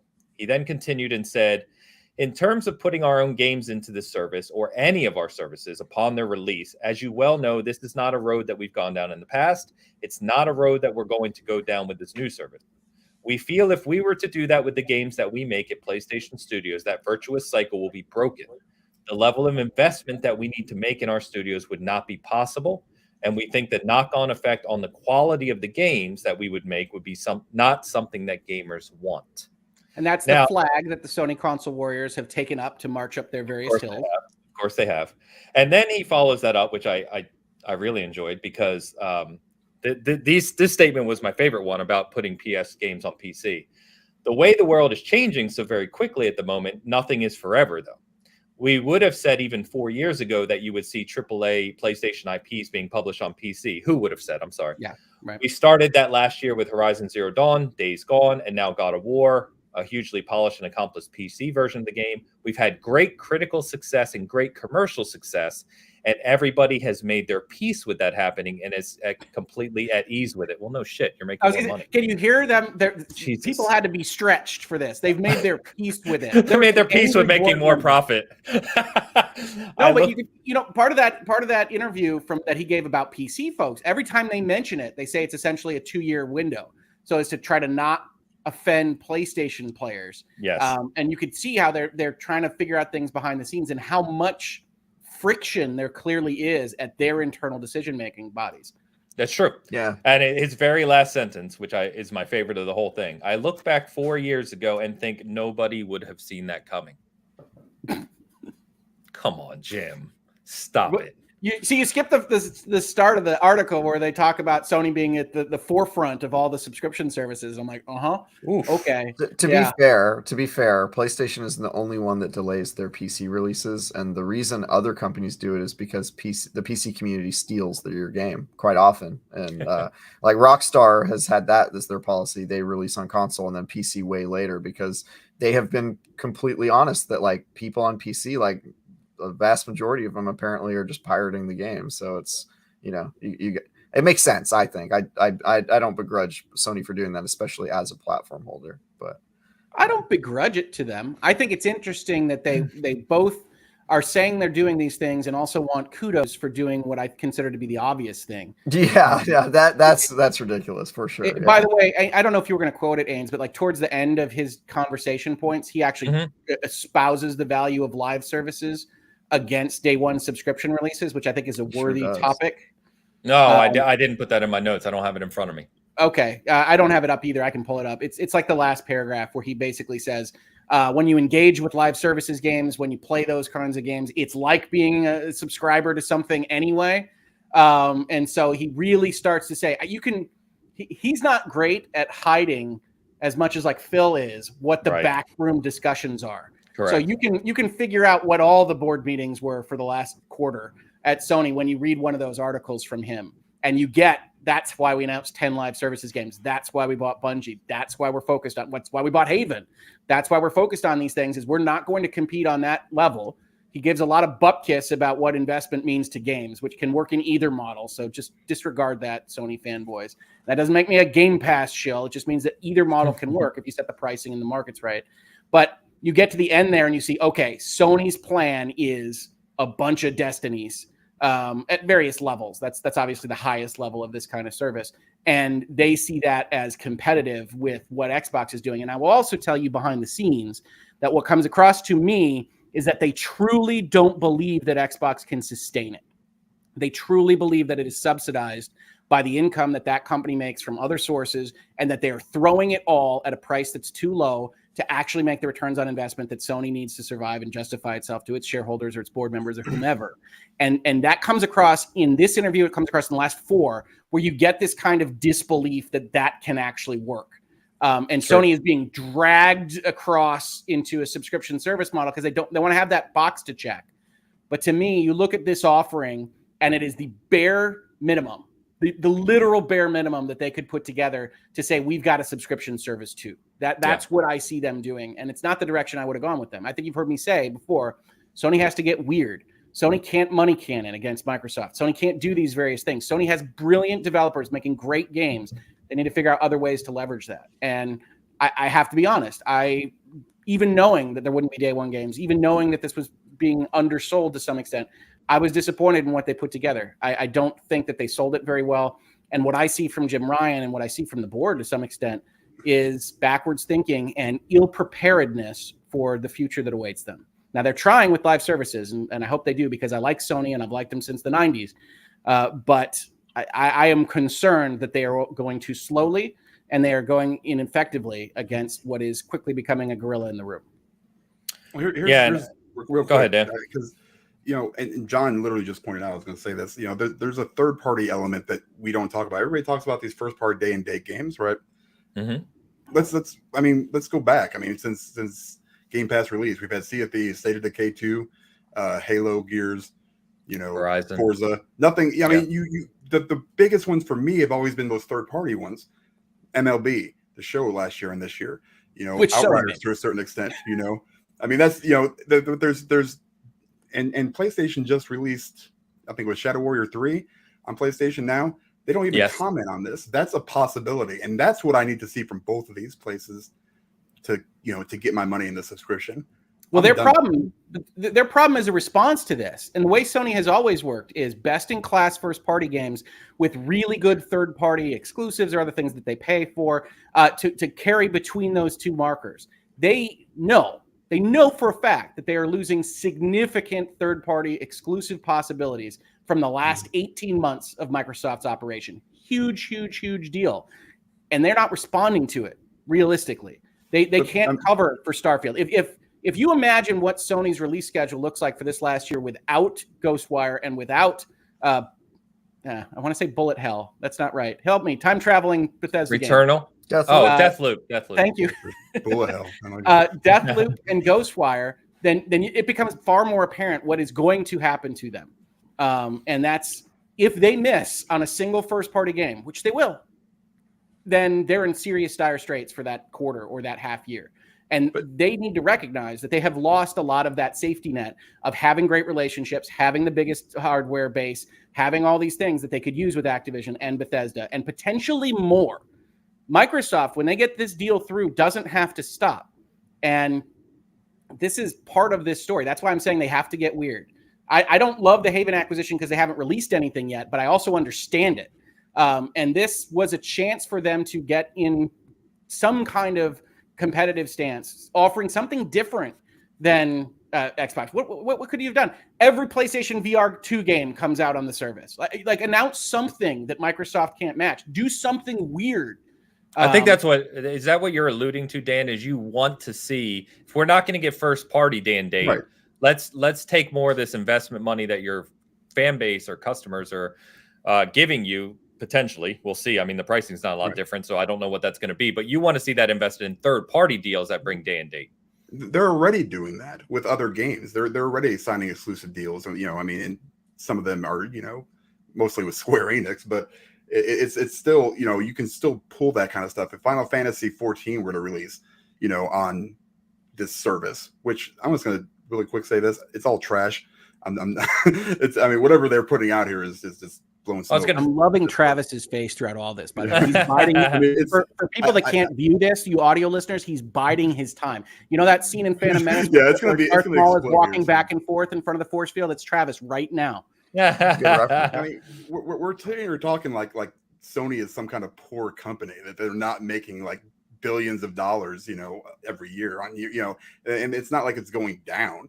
We haven't seen that yet. Now, my question is, where's that tipping point? When do these other acquisitions that Microsoft has, Activision, Bethesda and stuff, when does that start tipping it for you? To where, like you said, Hope, Sony's got to get weird. And I think they've got a good enough relationship with several third-party publishers and developers that could, they can come out and they can go, okay, we're going to put this on that maybe they can afford, but it has to be day and date. The stuff that they're putting out, when Hitman came out on Game Pass, I was like, yeah, that's great. I've already played hundreds of hours in it. And that's usually just me, that's just the kind of gamer I am. It's the FOMO. I'm Guardians of the Galaxy. I was like, yes, I'm Guardians of the Galaxy. I'm like, yeah, I played that too on 2 consoles, actually. But it's one of those things where problem. I haven't seen anything from Microsoft up to this point that makes me go, I need to pay $15 a month, for these day and date games, because I really haven't got them yet. And we've talked about, that cadence of every 4 months, we start getting that in between there. Those third party, big AAA games are going to be very, very important. My Game Pass, I even hate to say this, ran out the 30th of March. I didn't renew it. I've got tons of codes because I bought a ton of them on sale where I would get 3 months for $10 or something. So, it's I've got all that, if I need it. But, when Starfield comes out, I'm going to go, okay, I'm going to get this for, I'm going to throw in one of my codes, or I give them to my kids because they use it all the time. So it's this, what they're doing here is just consolidation, basically. I know people are really upset too with the legacy and not being able to play your games on your PS5. I mean, I haven't played an old game for, there's so much new stuff. I don't understand this. I mean, I understand the ownership part of it, because I've got, 2 giant hard drives full of old Xbox games that, and I guess they're mine, whatever, but I don't play them, so I mean, there's so many. I think people use these big releases instead of actually going, what kind of value does it give me? They use it for this is better than this. This is better than this. Look at my console. It's better than this.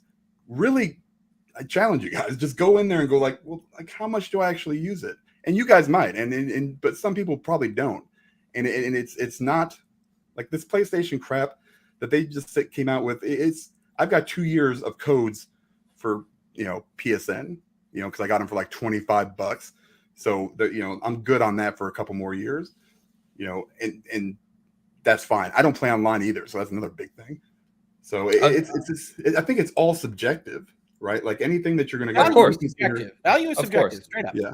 Yeah. And I think we've talked before, Dan. I think I generally agree with you. And I think it's value versus perceived value, right? I think one of the things that was brought up here as a comparison is that Xbox they've invested, and we don't know how much it cost them, of course, but they've obviously invested in backwards compatibility, right?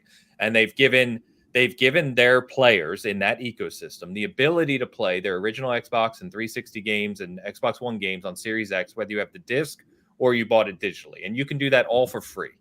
And and I agree with you, there's probably a huge chunk of people that will never do that. Yeah. That talk about being able to do that. But there's still... Yeah, their games are still sealed, Right. Yeah. And may not ever use it. And I completely agree with you, but there's still inherent value there, right? you're still from an ecosystem perspective, have something that you can do that it offers for free if you want to, right? That PlayStation is taking a different approach on. You have to pay for it, right? You have to pay for playing. Well, not PS4. PS4 they've supported, right? But if you want to go back and play your PS1, PS2, like we've seen in this, you have to pay for it. So whether or not you use it, I think I agree with you. There's probably a lot of people, as we know, we always joke about the console warriors on this show that just want to argue about this stuff and don't even really partake in it in reality. But that's not what I'm concerned about. I don't care about them, right? I care about the fact I think it's a great feature that I can put in my KOTOR disc, which I've done from my original Xbox and played it on my Series X at an improved resolution. And get it boosted. Yeah, and get it boosted. It's we increased the frame rate and the resolution. Yeah, for free. I think that is a selling point, even if it's a small one. You know what I mean? Yeah, that's the thing. I think we put too much. I mean, you say there's inherent value. I mean, how much? I mean, it's going to go from person. Well, that goes back to subjective. I don't know. Yeah, I mean, yeah, right. And so that's fine. I mean, now they're coming out with this family plan, supposedly, according to Windows Central. Yeah. for Game Pass, that's something that I might be interested in, because I'm already paying $30 a month or whatever it is, not, my codes withstanding, for my kids. They each have a different subscription. So if that was all I had to pay, or if it was a little bit less, and then I could get it up to 5 people, this is all the rumors and stuff, I don't know if it's confirmed yet, but that's something that I'm really looking forward to, that I would 100% jump right on it. I mean, it wouldn't even take me a second. So, I mean, but up to this point, if I don't use it, and this isn't Game Pass exclusive as far as how I feel about subscription services. I hate them because I went through all mine. I've got $200 worth of subscription services, and I'm looking at it like I don't even watch this half the time, or like a Netflix or Hulu or how do we Paramount drag Plus, Netflix into this? Yeah, I mean, I'm just saying all that stuff is just, it just gets to the point where you're just like, man, how much money can I save and just use it as I need it? It's like, oh, hey, there's a new show on HBO Max. I'm going to get it for this month. Then I'll watch that and watch some other shows, catch up on Paramount Plus. I mean, I can't imagine the huge influx of subs they had from Halo, right? Who may not stick around after watching Halo. Mayor of Kingstown, people. I keep saying this. Go watch it. I have it in my queue. Plus. I have it in my queue. Watch it. Yeah. But caveat on the Halo subscribers, I guess. Travis, you have been. Travis, hit us. Yeah, this is the longest you've been quiet since you've joined the show, by the way. I don't think you've ever gone this long without speaking. I want to take a pill real quick. Hold on. I'm just listening, man. I'm just listening. Just waiting. Different. Yeah. I'm just listening to different. Can I get one quick last comment before Travis bombs us all? I think putting retro on the highest level, making sure that you have to buy all the other things that you might otherwise own, is absurd. I think that's a mistake. Putting that at the premium level with Jim Ryan giving quotes and say, I don't know who's going to even play this stuff, is not a great look, and I don't love the way that they handled that. Now, Travis, talk to us about why we're being a little bit overly aggressive on that. I guess it's not that I have anything wrong with anything you guys have said. I actually don't disagree with a lot of your criticism. I'm more just happy that it turned out this way, because I think it would have been a mistake for them to basically chase Xbox in this market. So like a lot of people, and I honestly think this is Sony's own fault. They were kind of like positioning this as their answer to Game Pass, and it ended up not being one, basically. But if you look, so a few things. I think their messaging is pretty bad. I think the tier pricing is way more confusing than it needs to be. That's kind of part of the beauty of Game Pass, is it's just like it's like super dumb marketing. It's like $15 a month Game Pass, I think that's great. And I also think that the expectation game that they were playing, where there was like this big reveal and all these news, like I don't know if that was intentional, but it sort of ended up to underwhelming. And I also agree, Hogue, that them putting their oldest products at the highest level of the service as like that's going to be the thing that brings people to that, I think is kind of a mistake. And it also sort of highlights one of the key differences between Xbox and PlayStation, which is how they think about backwards compatibility. And they're sort of taking the Nintendo approach, to be honest, which is like, this is a separate product. You basically have to pay to do back and pat. And I think like expansion packs. Premium is like expansion pass. That's good. Yeah. It's very similar to kind of their model. And I don't love that, but I will say, to me, PlayStation should never have tried to chase Xbox with Game Pass. I think Xbox needed Game Pass because what they were doing wasn't really working. And when you're losing the game, you change the game, right?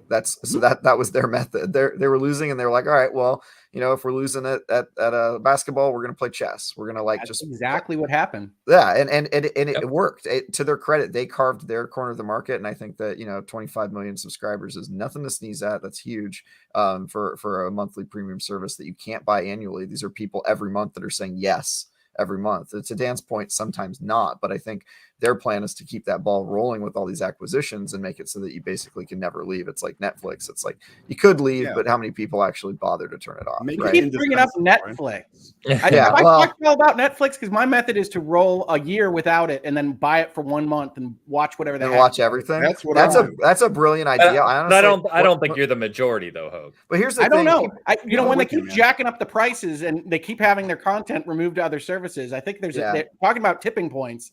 Netflix is in a bit of hurt right now. Sure. But they also, to their credit, they did kind of what Game Pass is doing, in that they built out that market, and now it's being competed against, which I think is good. Let's you don't want the first product out there to dominate forever. or at least to not have no competition. That's right. Sometimes you're PUBG against Fortnite. That's right, exactly. And you thank PUBG for its service, but ultimately it was the prototype, right? So, I think that's great what they're doing, but I think it would have been a huge mistake for PlayStation to go, we have a Game Pass service too, because their model is different than Xbox's, and I think it's a strength that it's different, and I think that it's because it's working so well for them, they also have no incentive to do it. I think that it is kind of a bad look to have them sort of like middle of the kind of they're like waiting, they're walking that tightrope, which I think is kind of not a good look. But if there are people in their ecosystem who want this sort of service, good for them. I certainly don't think me and how I use PlayStation will be doing anything but the basic, just because that sort of serves my needs. But secretly, I'm kind of happy it's not what everybody thought it was going to be. I'm happy that it was the Jason Schreier leak after all, and that it's sort of just an upgraded version of what they were already doing. And I love that they're doing this completely different strategy than Xbox, and I love that Nintendo's doing a third, also completely different strategy. And it just kind of shows that there's room for all these companies to be successful, and I don't necessarily want them to all have the same model, because I kind of want to see which one's going to work in the long run, right? Yeah. To violently agree with you, Travis, I have always liked that these three have separated this generation out into their various models. High fence wall garden for Nintendo, medium-sized fence for PlayStation, Game Pass, open up all the services. The one place I will disagree with you on, and I think I actually am agreeing with you because you had a middle section there that agreed with this. I actually think it's too close.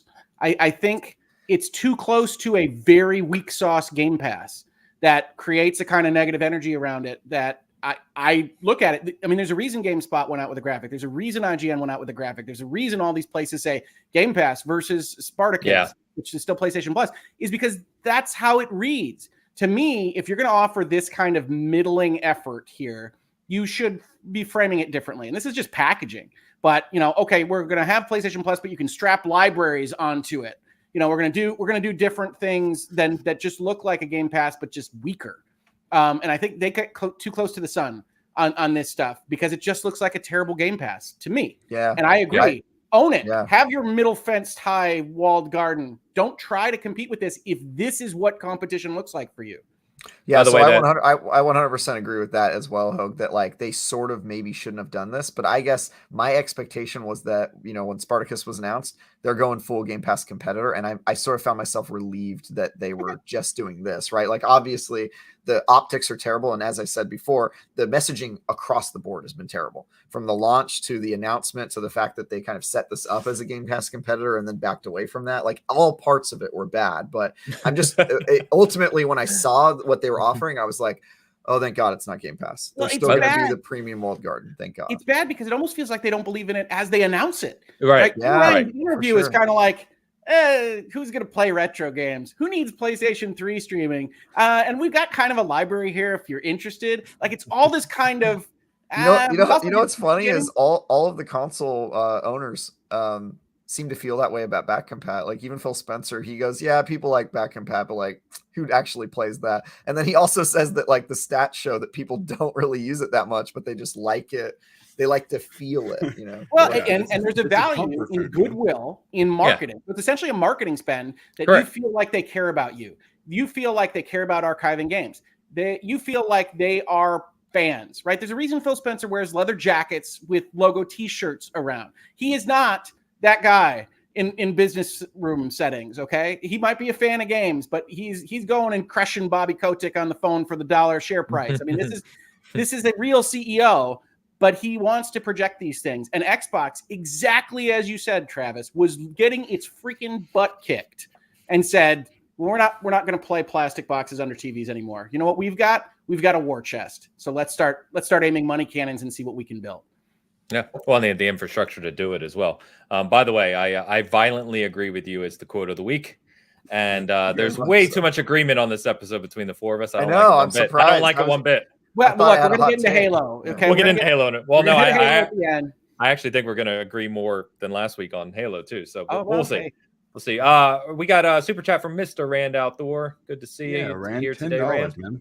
Thank you, sir. Question for Mr. Hogue. Does Sony revealing the new PS Plus revamp with almost double the subs of Game Pass inadvertently helped Microsoft with the Activision acquisition. Say that 10 times fast, since its PS Plus is bigger.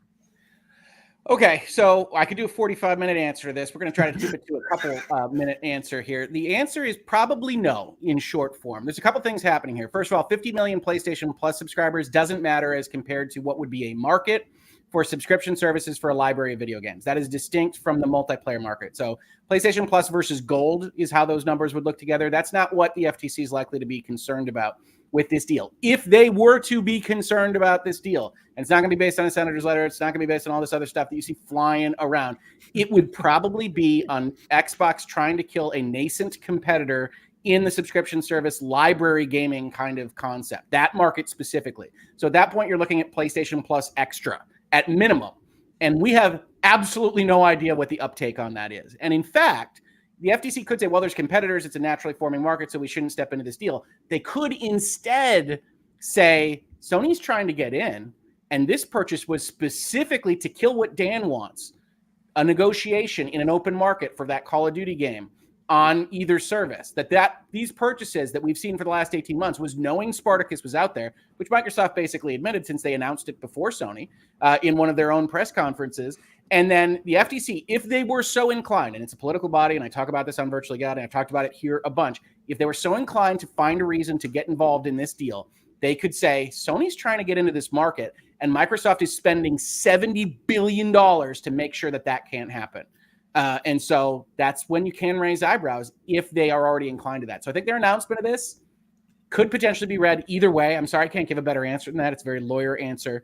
But it's not the 50 million that are in PlayStation Plus. That is not a competitor to Game Pass, at least the Game Pass that we think of, the library version. Yeah. So that was great. 45 minutes. Did I do okay? I was like 90 seconds. You did great. So thank you very much, Rand. Thank you for the super chat, man. Great to see you out here today. Always fun chatting with you. And yeah, that was great. By the way, I did miss a super chat from Mr. Gecko Gamer. I apologize, Gecko. Yeah. We got you right here, brother. Got it. $5 euros from Gecko Gamer. Man, you got to stop, man, because you are putting too much money on here. Yeah, I mean, we sincerely appreciate it, but I'm almost feeling bad at this point, brother. Yeah, let's do like 50 cents after that first. The preservationalist in me is mildly disgusted that the PlayStation 1, 2, 3 games are put on the highest tier. Yeah, and that's kind of what I was alluding. Sorry, Rick. Oh no, this is me just jumping in on everybody. I was just going to say that's what I was alluding to is that. Yeah. With Xbox, there's an inherent value in and you guys said it well, it's a marketing ploy to basically say that you can do backwards compatibility for their things for free. The fact that you have to be the highest tier to do those things on PS Plus is kind of a partial insult. Well, I mean, the archival on Xbox feels like it's for hardcore gamers that have been there for 20 years, that have this kind of library. In some respects, this PlayStation Plus initiative feels like the opposite. Like if they say, hey, you could get Spider-Man Miles Morales, God of War, Returnal, Mortal Kombat 11. I literally read through this list and going, yeah, I have those. I have all those. So it's not enticing to the guy that's been playing with Sony PlayStation games for a decade or so versus come on in. They and that's what Jim Ryan also ascribes it to. Is we're trying to up price the PlayStation Plus. This is us at the GameStop counter saying, do you want a strategy guide with that? You already got PlayStation Plus. What about some stickers and just getting that number of recurring revenue a little bit higher? But I agree with the preservation. And one thing I will notice, though, is that they did reference downloads as a possibility rather than just streaming for the 1, the 2, and the PSP. And 3 is the one that says specifically streaming, and then it gets confusing from there. Certainly downloads are a little bit more preservationist than the alternative. Doesn't that seem backwards? Wouldn't PS3 games be the hardest to stream and therefore probably should be downloadable? I think it's because now was set up for PlayStation 3 games, like it really was. So those servers, they're just strapping now to premium. It's just now. Hey guys, and thank you, Gecko. Appreciate it, brother. Super 7A. It was a $2 super chat. I'm literally scrolling through the entire comments. Oh, you have it. It's 11:14 a.m. If you want a timestamp on it. Thank you. I apologize, guys. And you know why? It's because so many of you having good conversations with us today. I'm not used to keeping up like this. Through the chat. Yeah, I apologize sincerely. We're not used to that engagement yet, guys. We're getting there. It is. They should auto star the super chat. They should. And my window's like this big, guys. So it's like it's really hard to. I apologize. We got it. All right. Well, thank you, man, for the $2 super chat. Is grinding 50 hours for stones/coins in Kirby crazy? Yes. Kirby's got some play time. You know what? Love what you love, man. Love what you love. Kirby's a good game. Okay, then no. Apparently, no. I said yes originally. I haven't played Kirby yet, man. I'm really excited to, but there's just too many. There's too many other games right now that get to it. So you put that Kirby game on. It's got delightful music. It puts you in a calm state of mind. I tell you what, I'm going to be playing Kirby before my next negotiation because that stuff is stressful. You get Kirby, get your mind right. Thank you, Super 7X. Good to see you, man. Thank you very much. Sorry about missing that. I am doing my best here. And we got Tal. I'm not going to miss Tal's as well, who just came in, wherever the hell that went. Good Lord. You guys are killing it, chat, super chat. We love you. Yeah, no, seriously. Ains is in charge. We can't control anything. $5 super chat. I suck. I know. I'm doing my best here, guys. I feel like a waiter right now that's got like 9 tables and plates on all my hands, and I'm trying to figure out what the hell. We gotta get you a Stream Deck and like a second monitor or something, man. You're going big time. Yeah. All right, Tal. Thank you for the $5 super. That damn Big Daddy icon is so Dan on so many levels. Big boys unite. There it is. Yeah. Well, I don't know why you don't use. I don't know why you don't use that as your Twitter avatar more often. I got like several of them from Sean. So Sean LeBrie, by the way, I can't remember his Twitter handle. He does a lot of these things. He did a couple of us for like the what were they? The Cuphead. They did the Cuphead style of us. Yeah. Cool, oh, that's cool. Yep. Yeah. Like me, Dan, and Bert had the 3 of us next to each other, all looking like Cuphead characters at one point. Yeah. It was pretty cool. So, all right, thank you guys. Great conversation on PS. Thank you, chat, for the engagement, and sorry about that. Won't happen again. I partially promise. All right, we've got Halo to talk about, but I did want to talk about one news thing that came out this week, which is Breath of the Wild 2 formally delayed to spring of 2023 by Nintendo. They, the producer came out and gave a little statement about it, and I can only think one thing here, guys, and that's that they saw Elden Ring and panicked. That's what happened. Or this was delayed like a year ago. Probably. I'm going with the Elden Ring one, but sure. Until I see something more than a teaser for like any game, I'm not counting your remote dates. Yeah. This is the same with Starfield, which I believe will hit because I think it has to for Microsoft. But like when you throw a date in a teaser, I'm like, okay, we'll see how it goes. Mm-hmm. You can't predict a year of development any more than I can. So we'll see what happens. It also depends on the company and if they give a specific date or a year. So like for me, Breath of the Wild 2 had all of the problems. It was like a developer that usually shows their games earlier, no specific date, no word from it. Like the difference between Starfield is like the culture. This totally is in line with what they do. They have a specific date, all that stuff. Yeah. So. Well, the one thing I will say that I always use as a kind of paradigm for me is especially for the first announcement, I always push it forward, whatever the area of dating that they use. So if they say spring of a year, it's actually the summer. Or fall. That's smart. If they say that's a year, totally it's the next year. Yeah. So we lock in on a date. So I agree with you. I think Starfield hits for sure. They're pretty confident there. Breath of the Wild's been delayed. The big question now is Ragnarok. Does Ragnarok still hit in 2022? I can't believe that game's supposed to come out because we have seen nothing. That one seems like an easy delay. Well, we saw the original reveal where they showed gameplay. The original gameplay of Ragnarok. Reveal was so long symbol. That was last year, but we saw it. That was last year. But the first reveal was just the symbol that said 2021 originally. Yes. Okay. Oh, so it's already been delayed. Okay. It's already been delayed. And when they did the big state of play they did last year is when they showed it for the first time. It looks very similar to 2018, but they then said 2022. And as we all know, we're in April and we still don't have remote date. So is this their big summer announcement and date, you think, for the fall? Or I can see that. Yeah, June.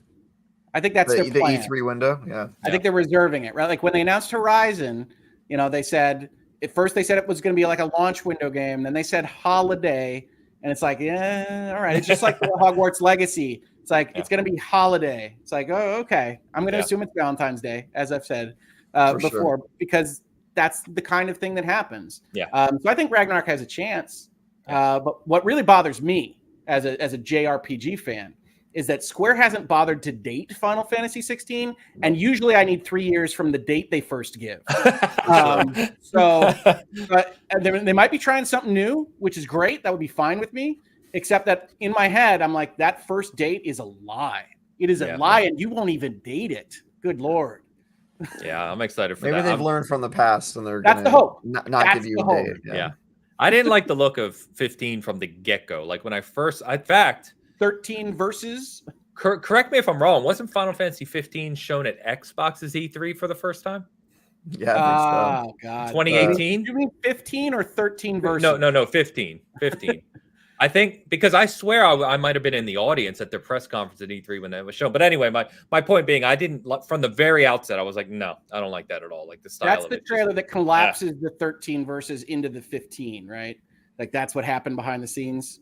Oh, is that what it was? Yeah. I didn't know you were referring to. Announcement takes the 13 logo and goes and makes a 15 out of it.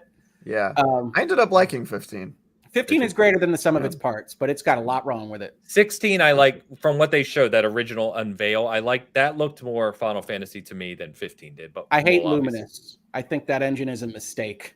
But other than that, I'm looking forward to 16 as a game. Square Enix, well, yeah, we'll leave that alone. They're moving like everybody else. They're moving to Unreal 5. Yeah. Good choice. We got a super chat from Mr. Agree on one thing, really. Breath of the Wild 2 will set the new paradigm for open world games. Oh God, please! Not unlike don't do it, Dan. Breath of the Wild did for every other open world. I think it'll set the old paradigm. I think it'll, much like God of War 2. I expect it to be more Breath of the Wild. Me too. God of War 2 certainly looks like more 2018 God of War. Yeah, Breath of the Wild 2 is a red flag for me. That's also my problem with Forbidden West. By the way, the really interesting thing about Breath of the Wild 2 to me is that 6 years of development, it doesn't look like what it also looks like, which is like an asset reuse. We put some castles in the sky and we already had the world. It's like usually you do that to bring it in quicker. So I don't know what's happening behind the scenes there. So we'll see. I just hope I could go on a rant here. Say. Everyone knows I'm not a big fan of Breath of the Wild. I hope they bring dungeons back, and I hope they make. I hope there's more interesting things to do with kind of the weaponry and things of that nature. The things I just hope they evolve it more than to your point, Travis. I hope they evolve it more than just saying it's more Breath of the Wild. I don't want to see that. I think that at this point, with how long it's taken them to make it, that it must be that's what's I hope happening. so. Yeah. Because like God of War 2 looks to me, and the rate at which it's coming out, if it's coming out this year, the fact that it was planned for 2021 at all tells me it's going to be like more God of War, right? But Breath of the Wild at this point, but at this point, like Breath of the Wild, I think is 5 years removed. It's probably going to end up being 6. That's a significant upgrade. They just told us it's 6 at least. Yeah, it's going to be 6. Yeah, spring 23 is 6. So it'll be 7 to Hope's point. Yeah. No. So you gotta start collapsing it, right? So this is the second or third date they've put on this. Second delay. Yeah. So you start bringing it in. If you remember, Cyberpunk 2077, I think had 8 dates, and they get closer. So it's you have to use your. You have to keep collapsing and then the actual launch was 2 months ago for Cyberpunk. Yeah. Well, that is true. It got delayed past its launch. That's rare. That's kind of a 9th date, really. Damn it! I forget what I was just going to say now. Damn. Yeah. You were going to say completely left my head. You were talking about Breath of the Wild 2, and that you hope that it is more than. Someone referenced one of the big kind of guys who breaks news just cheekily put on Twitter, no, we know it's delayed to spring because it'll come out with the new Switch. And I was like, all right, so that I wish. Yeah, I wish too, but I don't see it happening. Nintendo said no. And honestly, if it ain't broke, don't fix it. Keep selling the Switches. The last time they said so, I had a video about this.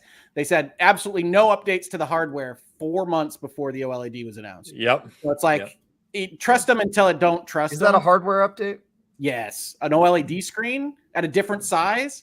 Yes. A cheap OLED screen. It's a cheap. It was a cheap upgrade. It was for $50. They made 45 on margin.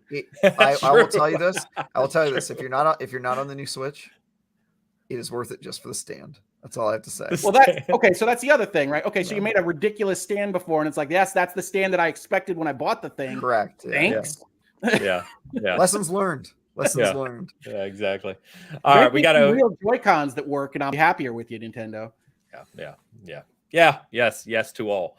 All right, let me get the super chat from Mr. Iron Keg, otherwise known as Elu Spook's better half. Well, no, that I worded that weird because they're not married. This is his brother, so just to be clear. Yeah, $20, man. Thank you so much, guys. All four of you. I'm sorry. Really well done today. You've been so insightful. I really usually read it over here because this is so much smaller. You've been so insightful, and all of these discussions have been entertaining and on point. $5 for each of you. If only Luke were part of it, then it would be perfect. But then we only get $4, and we couldn't have that. Hey, Ames, you need my Venmo? Yeah. Shoot it over. We'll get those all to Ames just following the show. By the way, that's before Apple and Google take a lovely cut of it. So yeah. For sure. But thank you so much, Walt. I appreciate it, brother. Thank you. All right, guys. Last topic, and you know what it is. Halo Episode 2. I don't feel like I watched any Halo this week. I mean, I did watch Episode 2, but I don't feel like I saw any Halo. You've been waiting to say that. Oh man. I mean, did the rest of you feel like you watched some Halo this week? I don't know.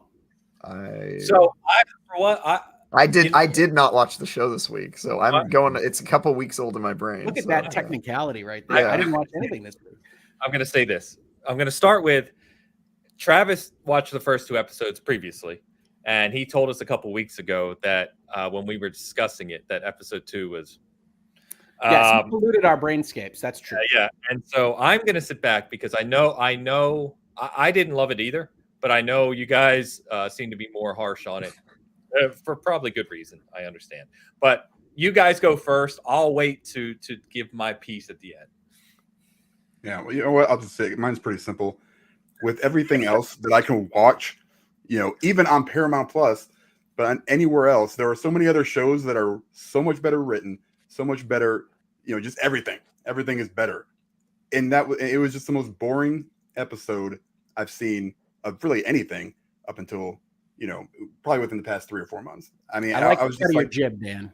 I mean, my expectations are way too high, I think.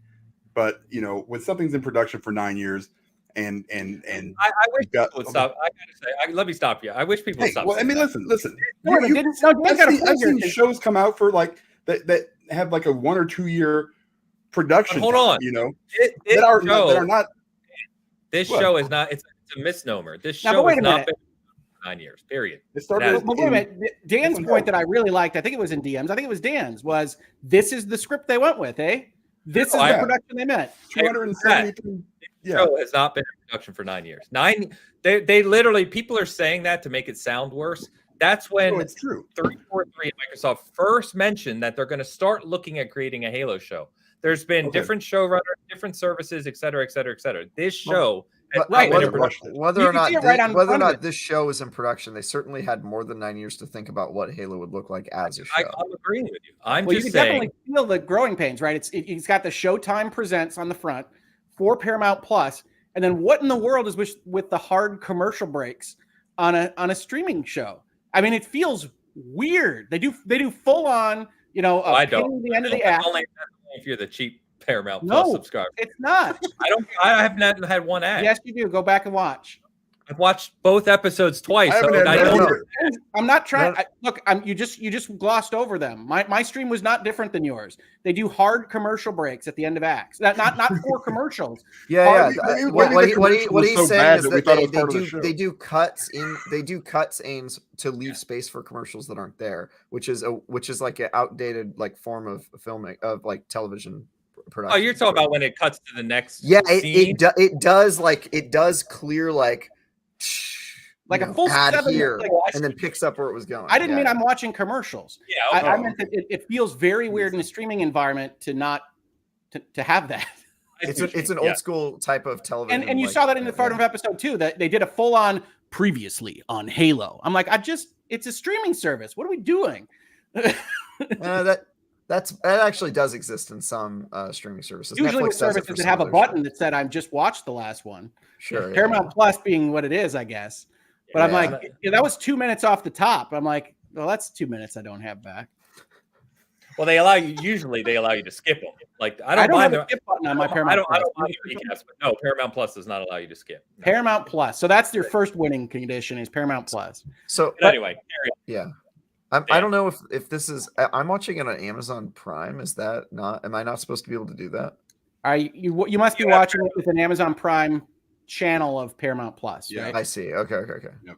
So it's a little bit better on that, I guess I can say, if you've used Prime allows you to sub to other services through it, and then you can watch on that. Like I watch Stars through Amazon Prime. I don't have a Paramount subscription. I need to figure out how I'm watching these episodes. You were watching early review copies, right? Yeah, I also haven't watched a live episode yet, so I'll find out next week if I'm actually able to watch when it rejects you. Yeah, when it rejects me, so we'll see. So Paramount Plus makes its first episodes free, so you can just pop in and check out a first episode of anything, I think. And then the second one was probably your streamer, but your code, however you access those things. And then when you join the rest of us, you have to figure out a way to get Paramount Plus if you want to continue with the show.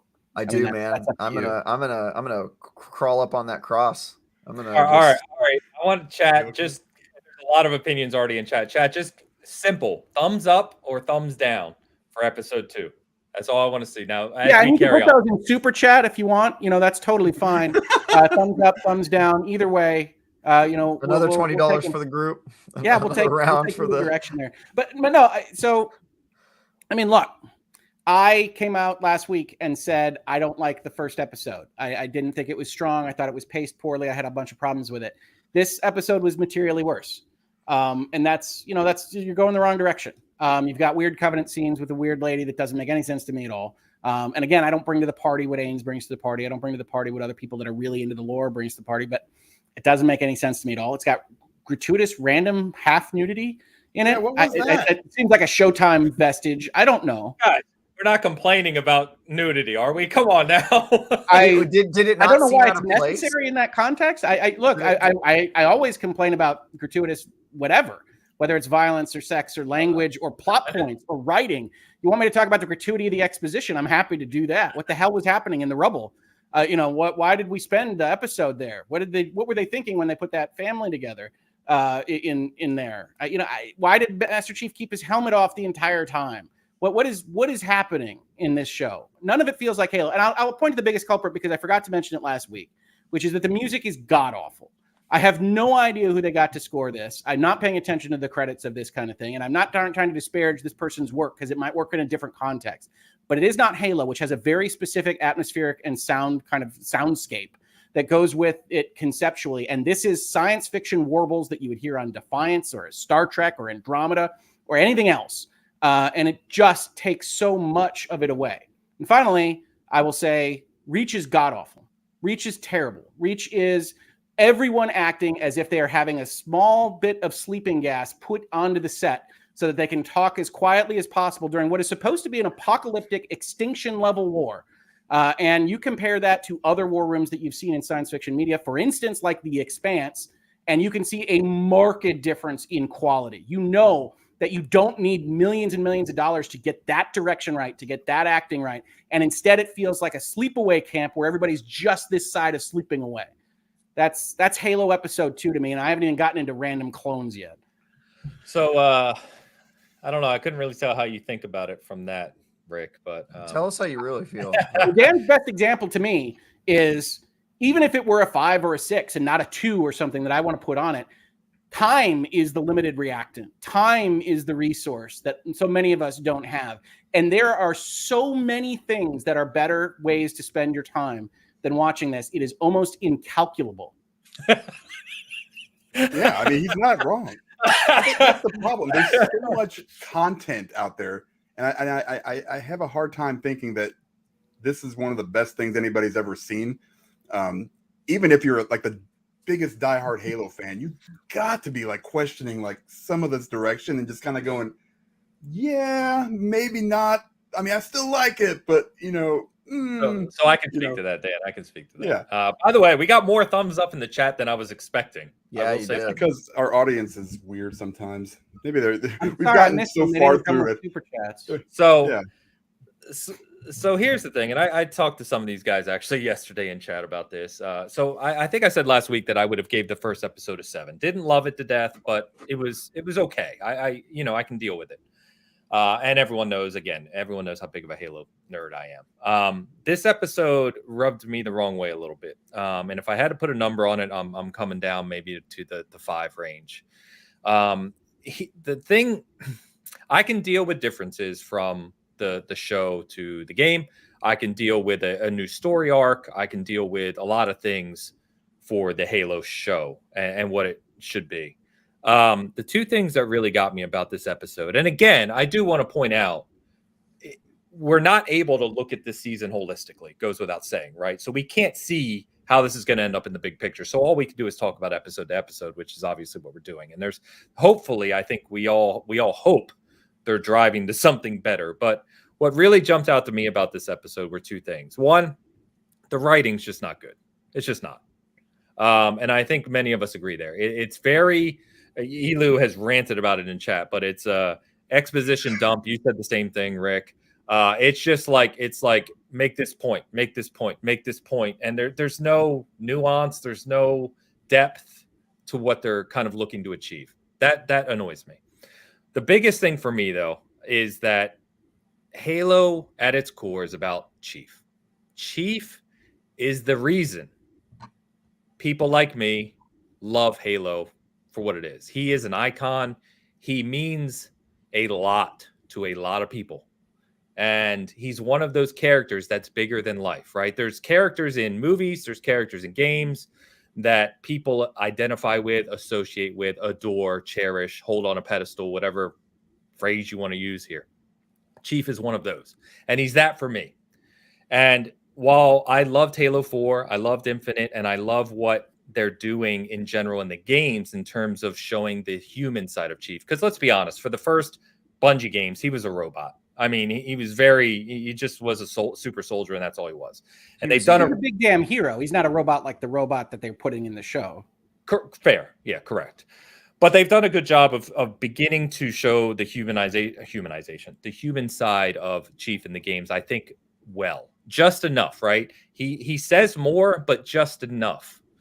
And where the show went with episode 2, where he has his helmet off pretty much most of the show, you get to see facial expressions. He has conversations about food and fruit, and I'm just like, he's armorless during this. For those that haven't seen, I mean, he's in his undersuit, and it's just like it's too much, right? Like I don't mind you showing more of Chief and showing more of the soldier human side of him in the show. That's okay.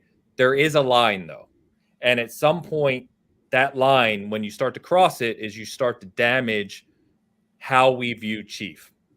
Because I'll tell you what, we call that the Anakin curve, by the way. Fair. Is Padme okay? But the most exciting point of this episode, bar none, was near the end when Chief puts his helmet back on and he gives his nod and he gets on the ship and they kind of pan around the ship and he powers up and leaves. And think about the helmet off immediately. Think about that for a second, right? I'm saying the most exciting point for me as a diehard Halo and Chief fan was when he put his helmet on, nodded, got in the ship. It was focused on him for a minute and took off, because that was much more iconic of what you expect to see out of Chief in Halo than him with his helmet off, making facial expressions and talking about, all this other nonsense they were talking about. It's just, he's good at the nod to say something nice. Yeah. He's good at that nod. He's done it 3 times now. Yeah, and I actually don't have a problem with the actor. I just think he's reading terrible lines. I feel the same thing about Anakin. I'm going to wait to get to my Star Wars allegory. But I think Pablo generally is doing a good job of trying to remain stoic in the way that we expect Chief to be, right? And he's trying, but it wasn't set up well in that episode. And I hope, obviously, episode 3 we're going to get Cortana. Again, now you're touching on Halo's sacred stuff, right? Chief and Cortana's relationship is what makes Halo. And we can only hope that Halsey's lying about brainwashing. I mean, she has to be lying there, but we're guessing. Yeah. So I would not be surprised if she was not lying, based on this show. But I'll wait to get to my diatribe. There's a lot riding on this next episode and where this kind of arc goes. But I was not impressed with what I saw out of episode 2. And now, after the first episode, I was hopeful. After the second episode, I'm worried. And we'll see where it goes from here. But yeah, I'll end there. I know we got a couple other super chats I will not miss. So go ahead. They're hilarious. Go ahead. Let's go ahead and get to the super chats real quick. We got Hassan in the house. Hassan, thank you, sir. They bought their soundtrack from the SoundCloud for $5. I really do want to frame this as, I'm not sure it's as awful as it is in a different context in terms of what the guy's putting out there or what the lady's putting out there. I have no idea who made this music, but it is as wrong can be for Halo. It's like Mass Effect mixed with Star Trek. It's awful. It's pretty generic. Although I think they did, if you noticed, Mass Effect fans, when he docked the ship to the rubble, the music that was playing, I think, was an homage to Mass Effect because it was almost identical to the galaxy map. You think it's an homage? I think it is a lack of creativity. Either way, it definitely does. It's homage to Halo. Yeah, it's doing the Mass Effect galaxy. Slow-mo. There was a little bit, but it really wasn't enough. It was like they were sampling it. Like somebody's cousin worked on this, and he's trying to be a DJ. It was the temp track. Just do something like this. Yeah. Change a few notes. It's that meme with I changed a few things. Slow-mo with the $5 super chat. I copy your homework. My pants a little bit. They bought the prosthetic for Soren's mutated arm at Spencer Gifts. That is 100% true. You know what I first jumped out at me? Do you remember Star Trek 09? Do you remember J.J. Abrams' first foray into ruining space? Oh, yes. So he's trying to do a funny thing where Kirk has his hands are huge because he's been injected to try to get on the Enterprise. And as soon as that pops up, I was like, oh, it's the Kirk gag. But no, it wasn't. It was just projects. Although I will say this, I actually preferred the younger actors for both of the characters. Yeah. Oh, okay. Yeah, fair enough. Interesting. Thank you, Hassan Slow-mo, for the super chats. Appreciate you. All right, Travis, let's hear it, baby. Okay, so I was trying to dance around it last week when I was talking about like the kind of like crushing pessimism of the show, but like two like solidifies that for me in so many different ways. First of all, to Hoag's point about what's going on in Reach, that is like boring Game of Thrones is basically what they're going. It's like Game of Thrones, except instead of being like conquerors and queens, they were all like office desk clerks. Like that's basically what it is. And I can't get on board with that pessimism. And the reason, because it feels anti-Halo, not because I don't like pessimistic shows. Yeah, I'll suffer along with the best of them. I'll watch like Mad Men. That show makes me super sad. But it does feel very like a not Halo when you can tell they're going out of their way and introducing specific plot points to make it more pessimistic and more like dark. Like they could have easily made a Cortana without the moral implications and like flash freezing clones, but they put that in there specifically to make Cortana even more amoral and like renegade, as if her kidnapping kids wasn't enough. They really needed to up the ante there. You know what I mean? So I that part of it like hurts me. And then also the fact that all of the backstory we get on Master Chief is also like him he's always sort of had his doubts. He's always been a little bit amoral and not like the UNSC and question the methods and that sort of thing. And, to reiterate the point I made last week, it's like, to me, Halo is we're an imperfect culture. The UNSC is a messed up organization, but humanity comes together when they see a greater threat. And I feel like this is like muddying the waters and bringing it down to like in the mud. And it wants like Master Chief to be in the mud along with the UNSC, or to be like the only good part of it, right? Like he's the one paragon that has been produced from the UNSC. And I really have a hard problem with that. Everybody else has touched on all the other stuff. Production value still bothers me. The writing, I think, is really bad. I don't mind the acting. And I actually think that if they're going to show who Master Chief is, I think, show his face in the first episode, maybe give us the occasional bits of his face when he is in among people that he really trusts, like him and Halsey. I think he can show his face. That totally makes sense to me. And a different tone for that scene. To give it full credit, he takes a completely different vocal tone with Halsey, and I thought that was a nice touch. Yeah. And I think that could be great. My main problem is, Hogue, I actually think you and I kind of had the same thought, which is the young actors were pretty great. And I would have liked it if most of the time we see John is him when he's younger, so that we get context for how he became the super soldier. But then in present day, we almost always see Master Chief, and we don't really liked get young John considerably more than current John. And I'm not taking anything away from the actor, because I think he's emoting well. To me, it's just a mismatch. It's Tom Holland playing Nathan Drake. It doesn't play right for me. Interesting. Yeah, that's how I feel. I guess for me it doesn't bother me as much because I don't have a very clear impression in my head of what John I guess I did act like, right? Like, yeah, to me he's just no one, and they were creating something. Whereas Nathan Drake, like, I know what he looks like, and it's not Tom Holland. You know what I mean? Yeah, but it's not just the look. See, I'm always okay with an adaptation being like, please don't try to match faces or things. Don't hire the Harrison Ford impressionist to be Han Solo. For sure, that kind of thing. I'm okay with a completely different look, but I want you to embody the characteristics that I ascribe to the character.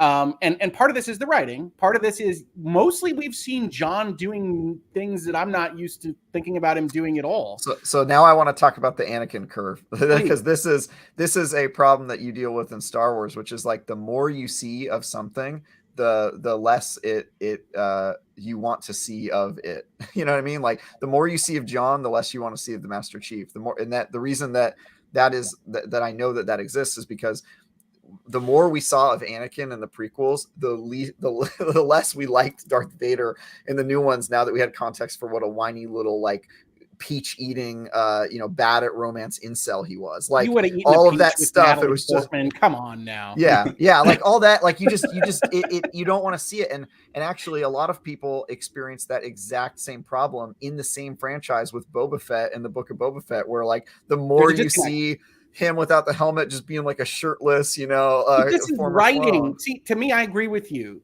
but it's writing. You can do that. You can pull it off.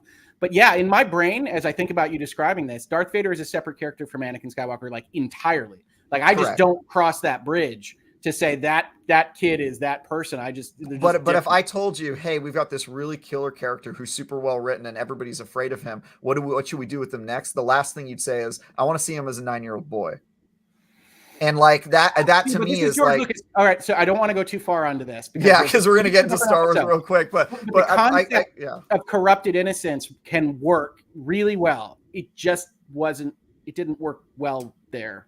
Yeah, agreed. Okay. So in that point, like I think you can do it certainly, but I think that you just have to be careful and pick your battles about what you show, because you can do the story right. You can show John and connect him to Master Chief, but you don't want to get the moment where Anakin is feeding Force peaches to his first girlfriend, and it's just like I feel like we got really close to that in episode 2 with like him just hanging out on this planet and talking to I just don't want to see Master Chief do that in any context. So Super 7 challenges you a little bit. He says, I mean, Anakin is a separate character from Darth Vader. Anakin died the day Darth Vader was born. 100%. But there's still certain things that we don't want to see from those characters. It'd be like, I assume Darth Vader has to go take a dump, but I don't want to see it on camera because it's going to destroy my image of him. I don't want to see it. I mean, but see the death problem. That's why it's bad when he says Padme. I used that example just now to back you up there. That's why it feels really wrong in that scene when he says, "Is Padme okay?" It's like that. Exactly. What the hell, Darth Vader? What?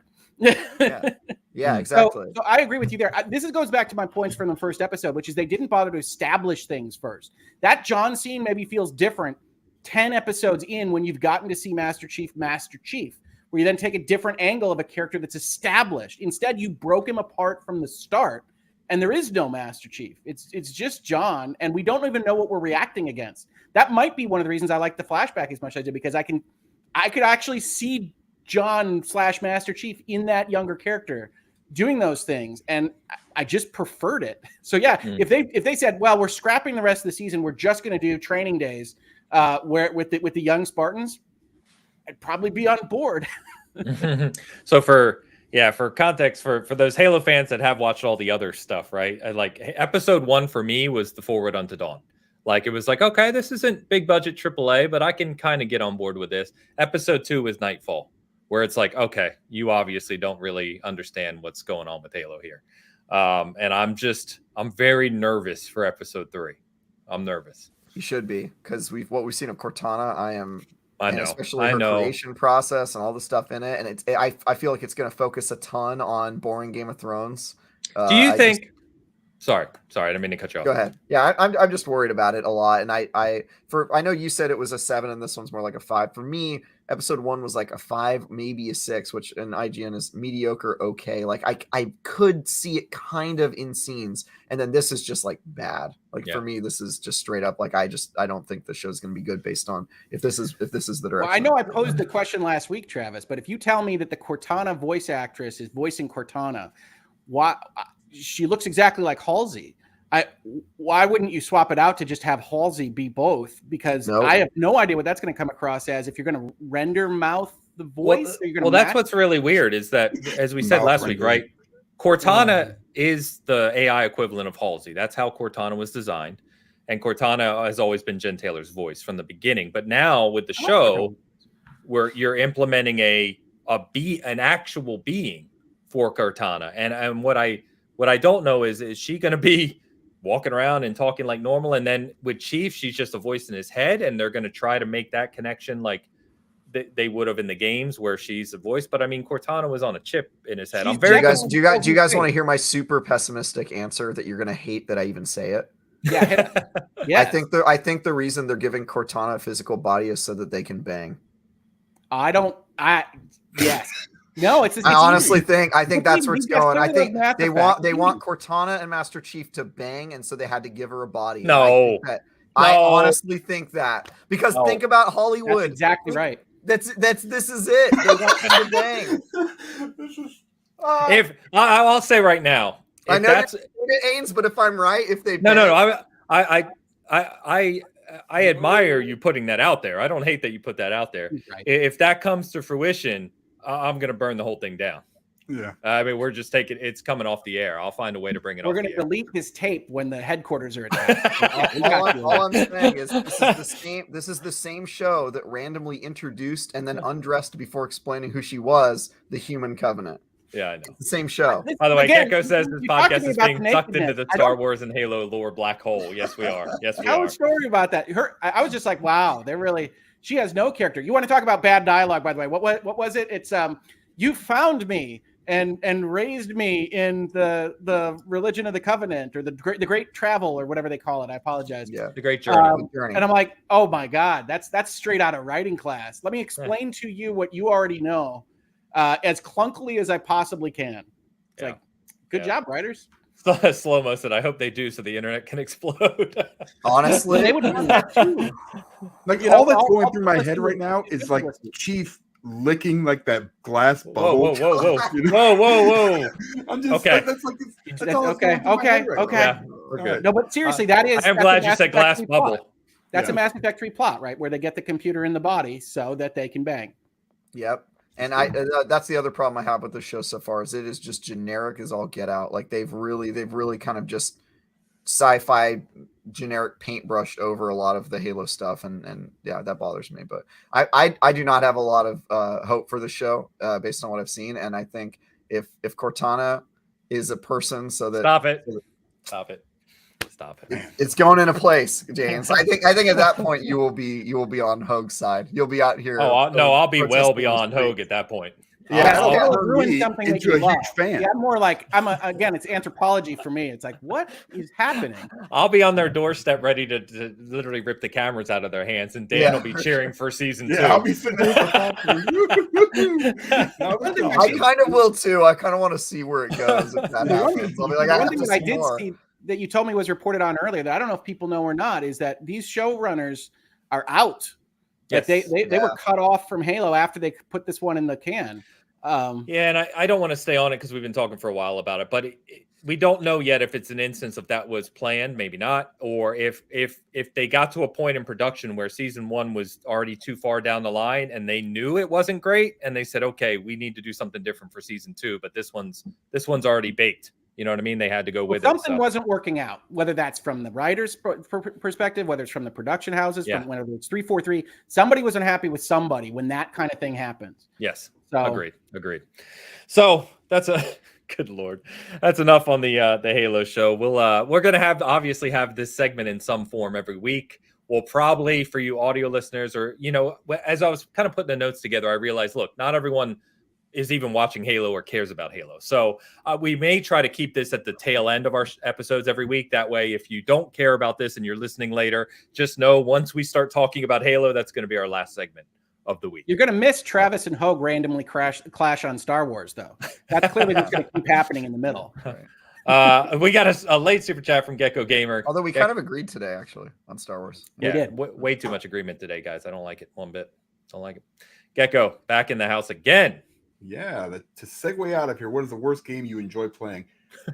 That's like an on the spot. Right, yeah, that's an on the spot at the end of the show. That is a bold take there, Gecko. Thank you. We might have to hold that off for like the on the spot question for next week. Well, let's make it the on the spot to open us up. Next week. Destiny 2. Destiny 2. That cannot remotely be the worst game you enjoy playing. You say you find something in everything. Yeah, Nerf Legends. That is an on the spot question. You guys want to open with that next week? Yeah, let's do that. So Gecko, we'll save that one.